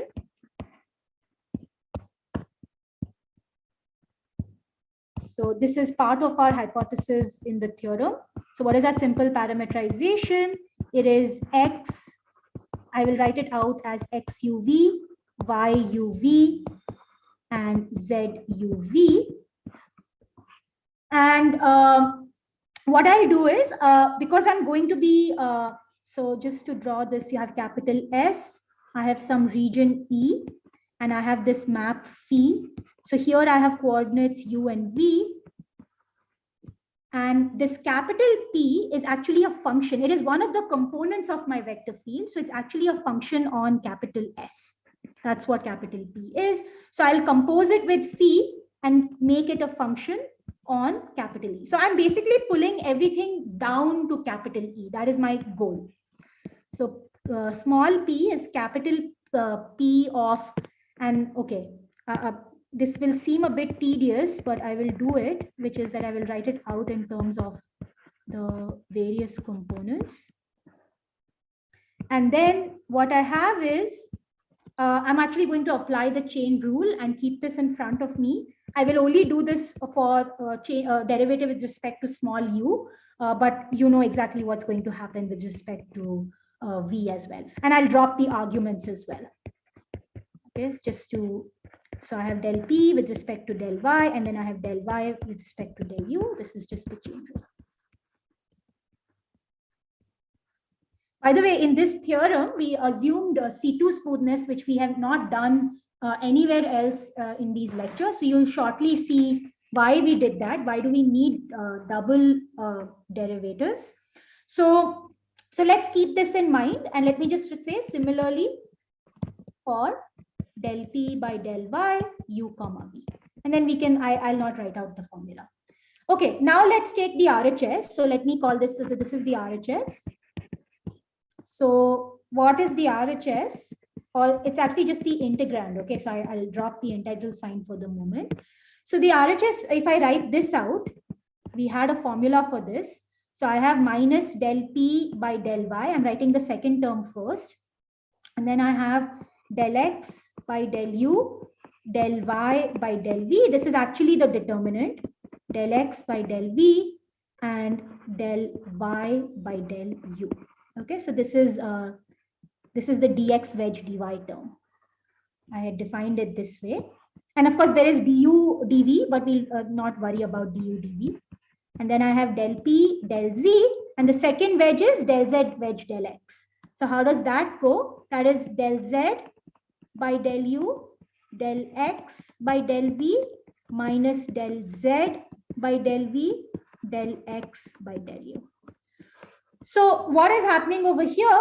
I am going to try and replace this. I'm trying to transfer all of this in terms of small p. Okay, so far I'm doing everything in terms of capital P. So I'm going to start trying to identify these terms. So if I kind of combine del p, del y over here, and where else? So I have del p by del z, and I also have del p. So these two and these two terms, what they give me is I can get a del x by del v common. Wait, have I done this correctly? Yeah, I think I have done this correctly so far. So I have del x by del v common, but I actually want to write this. Okay, so let me write it like this. So I have del x by del v common. What else do I get? I get del capital P del y dot del y by del u plus del capital P del z dot del z by del u. So this is starting to look a little bit like our chain rule. And then the other two terms that I get by factoring out, what do they look like? There I can take a del x by del u common. And what I will get over there I will get a minus sign. And I will get del p by del y by del v, plus del p by del z by del v. Okay. So now if I look at my chain rule up there, what I will get over here is a minus del x by del u. And all of this is del p, small del, so this is small p, del p of del u at uv. I will drop the arguments, minus, of course, this derivative is, this piece is missing in both of them. Similarly, I have del x by del v. And I get, this time I get del p by, oh, I'm sorry, this is, the first one is del p by del v, not del p by del u. Okay, we are taking derivatives with respect to v. In the second one, we are taking derivatives with respect to u. But what is missing from the chain rule is, so derivative with respect to u. Okay. So now what happens is certain terms cancel if you distribute this all out, and at the end of the day you get del x del v del p del u minus del x del u del p del v. And here there is a certain trick that one applies, which is again sort of common, which is that you add and subtract this. So let me see. Yeah, so you kind of do.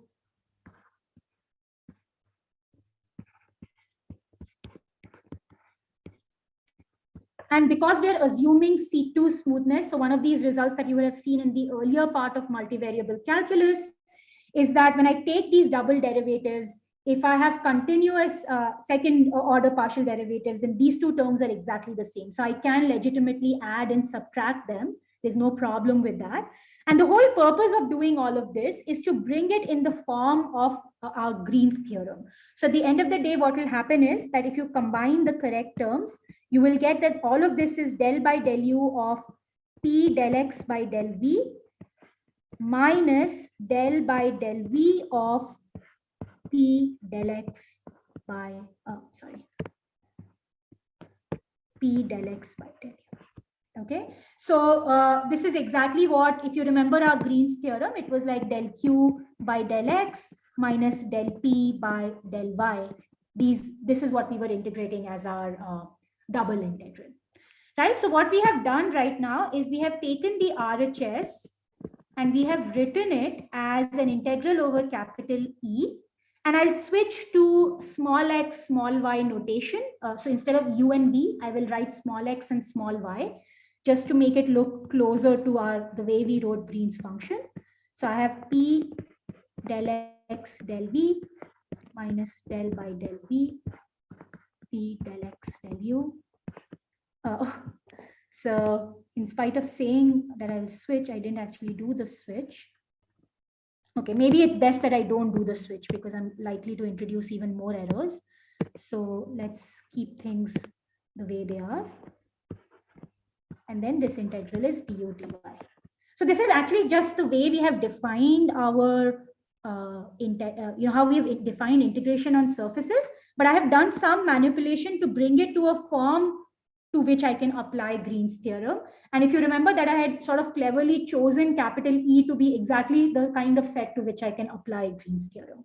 So what does this tell us? This tells us that on the boundary of E, we get P dx. So we get P del x by del u. And remember, I'm going to use u and v plus P del x by del v dv.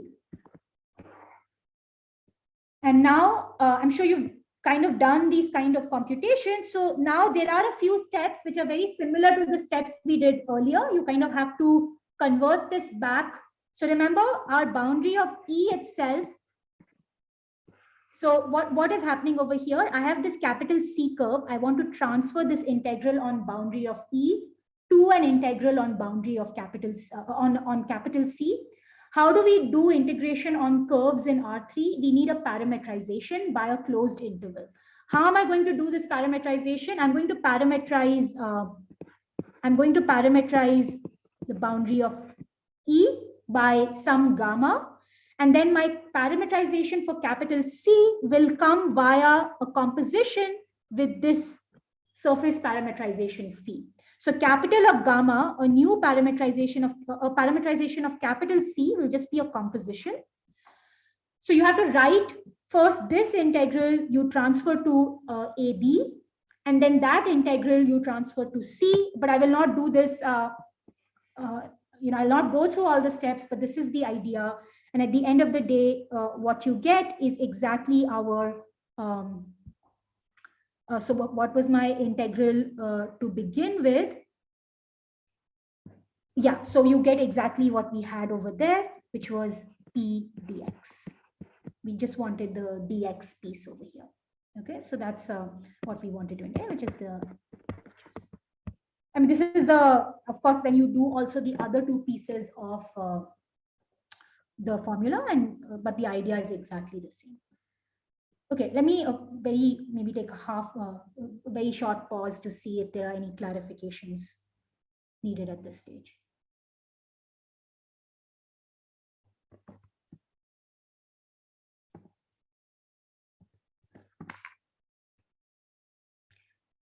Okay, so maybe rather than immediately jump to the proof of Gauss's theorem, I think maybe I will at this stage talk a little bit about curl and what it's doing. So let's stare at the formula which is written in terms of curl. And let's see that if I can share a different screen and do this over there. So, okay. The left-hand side, as we, what was our interpretation of the left-hand side in this theorem? That we have this fluid flowing through, and we want to say what is the circulation of this fluid along the curve C, which in some sense measures the tendency of the fluid to flow along C. And this result is saying that this information, this sort of global information about capital C, can be obtained by integrating on the surface some local object. And what does this curl F do? Like, what does it pick up? It sort of picks up, and again, I'll show you some pictures. So it sort of picks up the microscopic rotations caused by the flow. So what does it mean, the microscopic rotations caused by the flow? So let me try and see if I can share this other nice website where they have some nice pictures for what is the meaning of curl.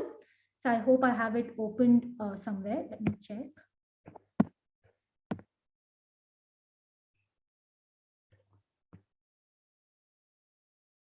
Okay, so I hope the sharing, let's see.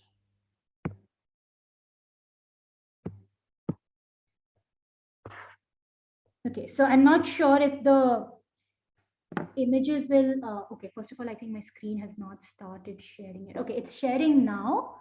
Right. So I think this is the problem with sharing on Zoom. I think when there is an animated image, then it may not be that smooth. But the point is, so what is curl doing? So we have this flow in 3 space. If we drop a small sphere, then it might get carried away with the flow. Okay, so that is some sort of macroscopic behavior, because in the long run, the sphere could land somewhere else. What curl measures, so curl is a point-wise vector. So if you're interested in the curl of this vector field at a certain point, you do what they have done in the second picture. You drop a ball and you fix its center. So you kind of pin its center so that the ball cannot move along with the flow, but it is allowed to rotate because of the action of the flow. So, by itself, it's kind of a rotating kind of a sphere, but its center is pinned to the location. So the flow may still cause it to rotate, okay? Of course, there are places where if you pin the center of the ball, the flow may not cause the ball to rotate, in which case at that point, the curl will be 0.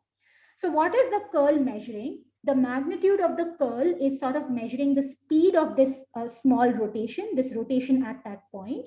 And the direction of the curl is telling you the direction of the axis of that rotation, where you want to take the axis in a way. So again, the right-hand thumb rule, your rotation, you assume that your rotation is in the counterclockwise. So you kind of move your fingers in the direction of the rotation. So you move your fingers in the direction of the rotation and you take the axis to be in the thumb direction.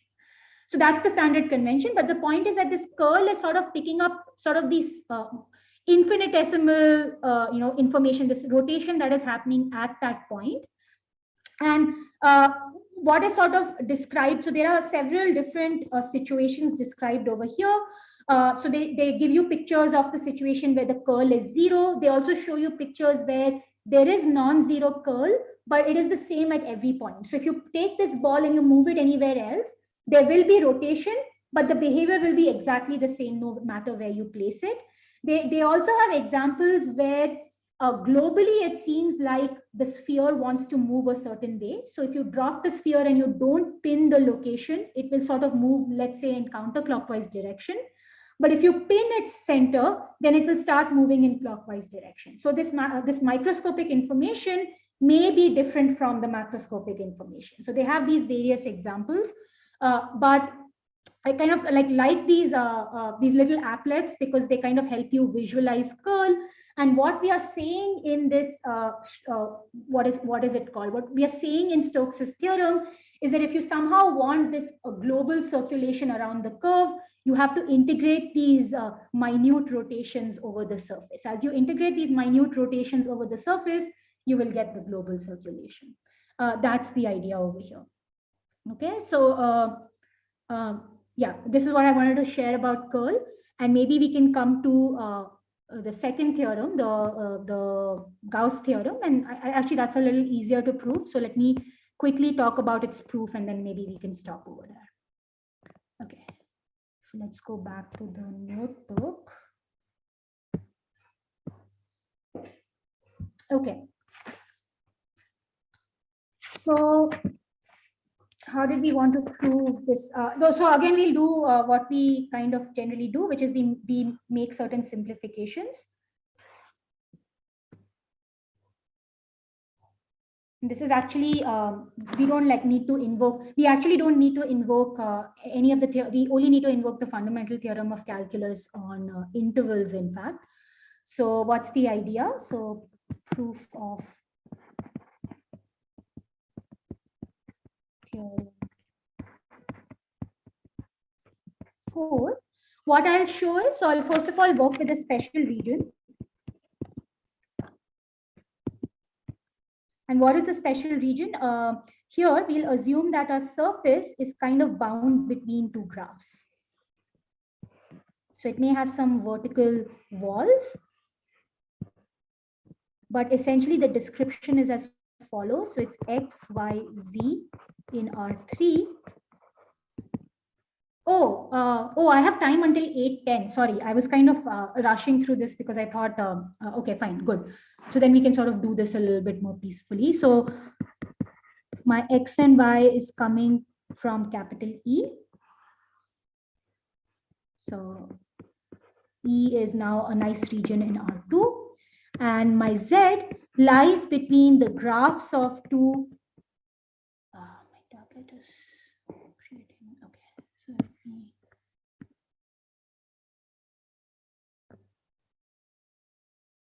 Sort of share again.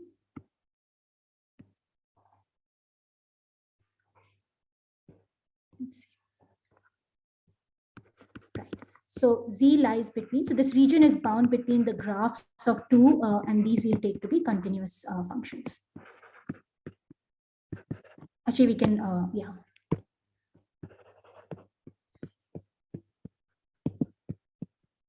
So this is the graph of G, this is the graph of F. So this top, sort of the top part, so this solid is my capital V. This is going to be my special region.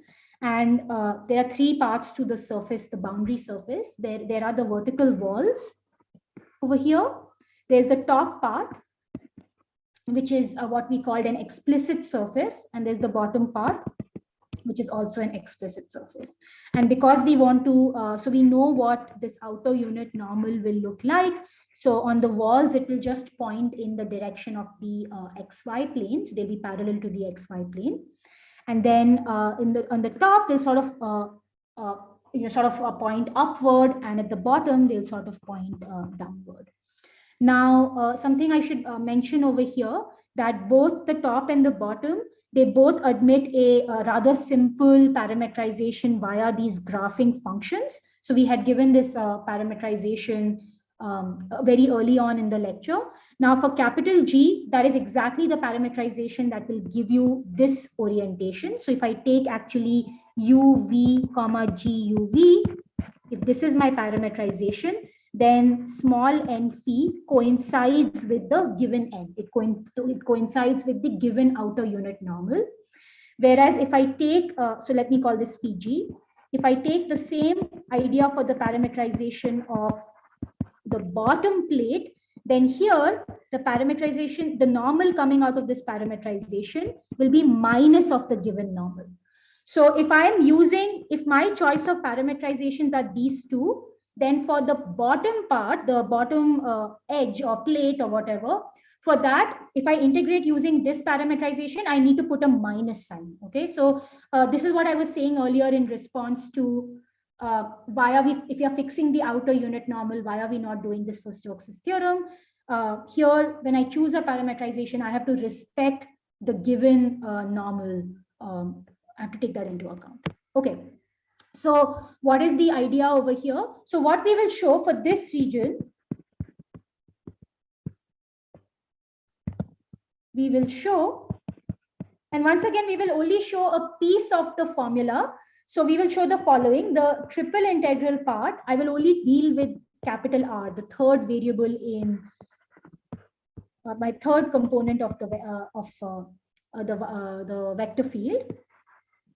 And then the surface, what is the surface integral part? That is the capital S, the boundary of V, and that portion is R dx wedge dy.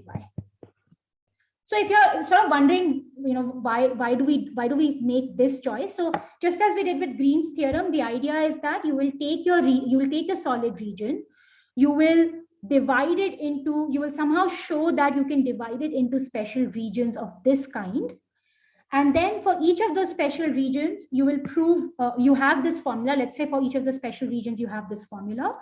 And you'll show that when you add these formulas for these various special regions, the overlap sort of cancels each other out. And in the end, you get this formula for the entire solid. Then when you want to do this for the other two integrals, so the integrals involving P and Q, you will modify your special region. So instead of looking at Z as a graph, Z as caught between two graphs, you will see as Y being caught between two graphs, so on and so forth. Now, the reason why we take this special region paired with dx wedge dy is because dx wedge dy vanishes on the vertical walls. Right, because our this normal direction is directly pointing in the direction of the xy plane. And you can write this in terms of parameterizations. You can check this in terms of parameterizations, but a large part of the boundary is sort of, you don't have to account for it. You only have to account for the top and the bottom.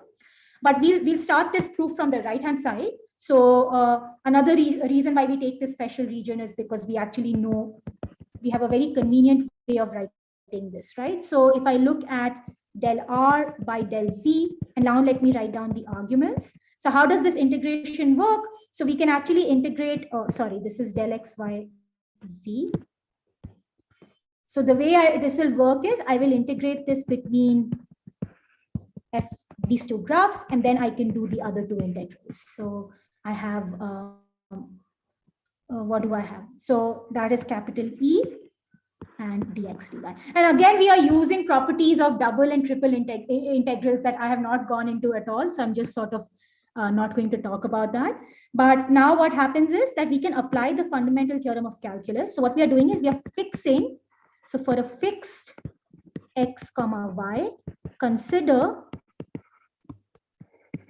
the one variable function, which is nothing but, so I'm looking at, let me call it small r. It depends on x and y, and it's z, and it takes you to capital R x comma yz.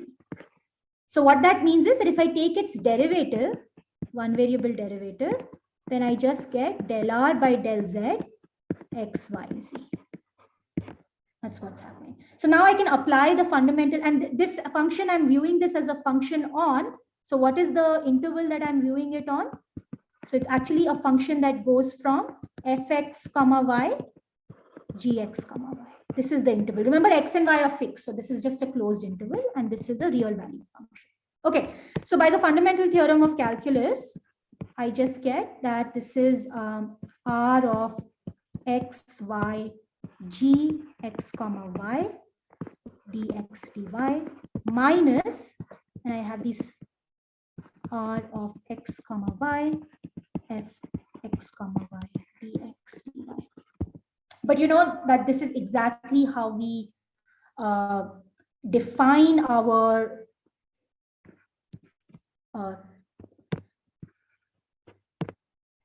this at the end of the day, as we discussed earlier. So what's happening over here, that as we discussed earlier, that there are no the vertical walls don't contribute anything. And the minus sign is coming from the fact that this parameterization is opposite to the outer unit normal. So this at the end of the day gives us the boundary of V. What is it that we wanted to compute over here? R of dx wedge dy. Okay. And by the way, when we do dx wedge dy, something that might bother you is that do we not get, remember, what is this? This is that if you write your parameterization, you should be computing some sort of Jacobian. But if you look at your parameterizations, they're very simple in X and Y. So when you compute this Jacobian, you just get a 1 over here. That's why you don't see it. It's not needed. And this gives you your surface integral. And then you repeat it for the other parts. Okay. So this is what I think, since we have a couple of minutes, so this is actually a simpler proof than the other one that we saw where we had to invoke Green's theorem. But maybe let me just do the same thing again with what we did with curl. Let's go and stare at what Gauss's theorem is asking. So the left-hand side is saying, okay, we have some flow and we want to know what is the outflux, the overall outflux from this surface capital S. So how much is flowing out of it? And we are saying that this can be understood by integrating something over the solid region. So what is it that divergence of F captures at a point? So remember, this is also a pointwise quantity. So here I'll not go to the other website. I'll sort of just explain it verbally. So it's the same. The initial idea is the same. You have some sort of vector field. It could be pointing in various directions. It's a flow and so on. You drop a little, so if you're interested in the divergence of this vector field at this point, you look at a little ball around that point. And for this ball, you kind of ask, what is the overall outflow? So it could happen that from some part of it, things are flowing out, but from some other parts, things are flowing in. And you want to know like the net outflow from that small ball. So sort of the net result of whether the vector field is expanding over there or whether it's contracting over, like contracting over there. So this is captured by this div F, which is just a number. Okay, so if it's like negative, then you know that more things are going in than coming out. If it's 0, then the same amount is going in than is coming out. And if it's positive, more things are coming out than are coming in. So what this result is saying, that to know the outflow on the full boundary of the solid region, you need to integrate this microscopic outflow on the solid region. And the sum of this integral, which is just essentially a sum, this is really capturing this overall outflow. Okay, so that is sort of, that is the interpretation for divergence. And I think this is a good place to stop. So both the problems, so I've sort of created 2 problem sets corresponding to the 4 lectures. I think that the TAs may have already shared the 2 problem sets. So there are practice problems over there, and we also discuss questions like, how do you recognize whether your vector field is the curl of another vector field or not? So some conditions are given over there. So yeah, please take a look at that. But I think I'll stop over here. Thanks. I have one question. Sure, of course. Yeah. Yeah. So in the Stoke, we are connecting the line integral to the surface integral, and the Gauss, we are connecting the surface to the volume integral. Is there any way we can connect the line integral to the vector triple integral? To volume integral? Yeah, volume integral. Is that, sorry, yeah. So, okay, it's sort of like,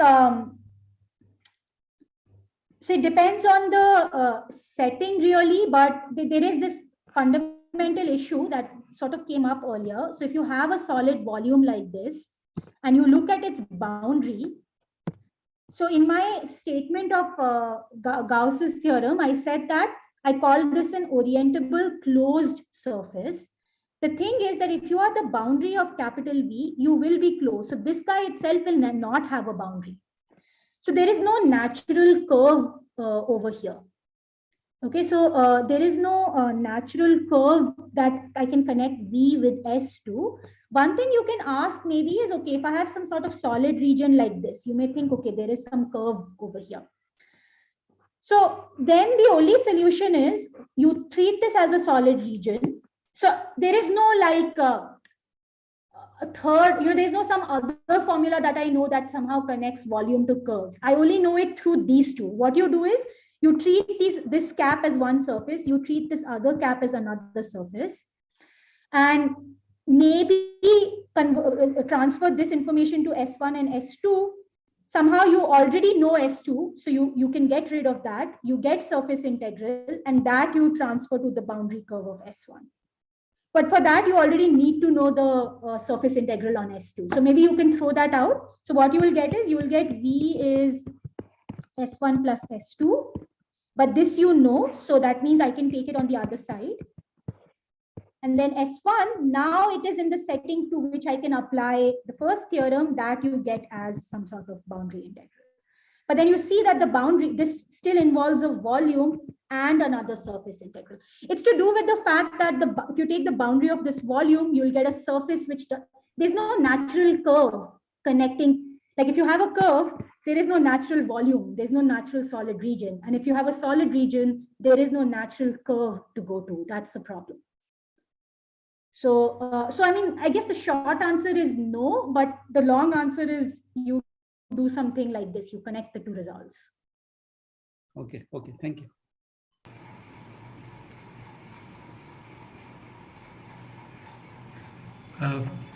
Hi, so I think this was your last lecture. So thank you very much for this wonderful set of lectures, and we really appreciate that you accepted our invitation on such a short notice. You have beautifully explained the most three important theorems of multivariable calculus and also patiently answered all the queries from the participants. I thank you again. If any participants wants to share their personal experience and give a kind of feedback, maybe this is a good time. Let me mute myself.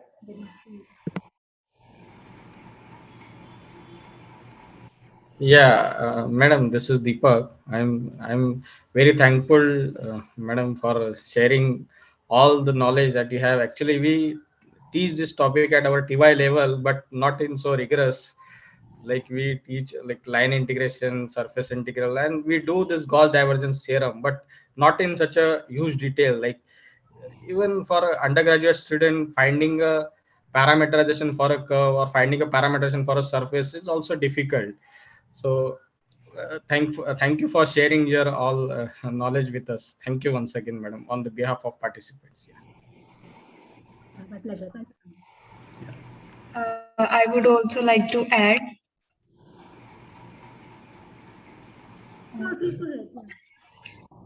Yeah. Am I Yes. audible? No. Hello, Ashprit. Yes. Yeah. We couldn't hear you for like some 10 seconds. Yeah. Thank you, ma'am, for your lectures. I came to know about so many things which were like fuzzy earlier. Like the things were not very much clear earlier when I used to study these things. But with all the figures and graphs, I could get a better picture of the things. So I feel like it's truly an enrichment for me.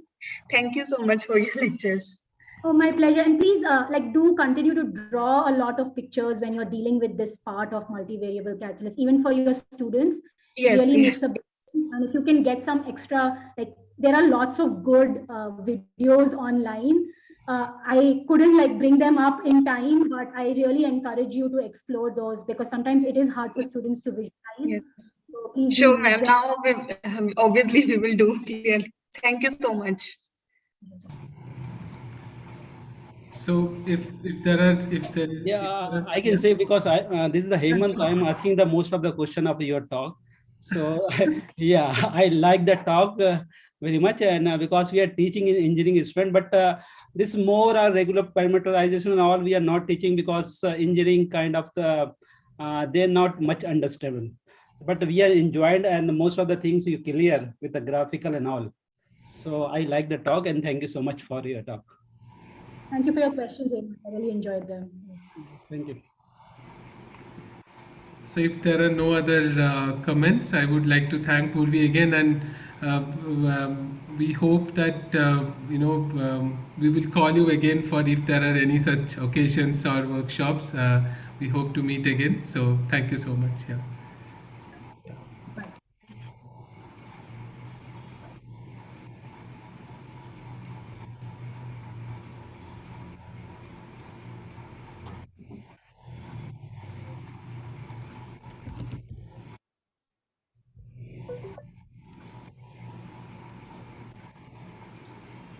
Okay, so the attendance link is already sent in the chat box. I hope everyone has got it. I'm just sending it again in case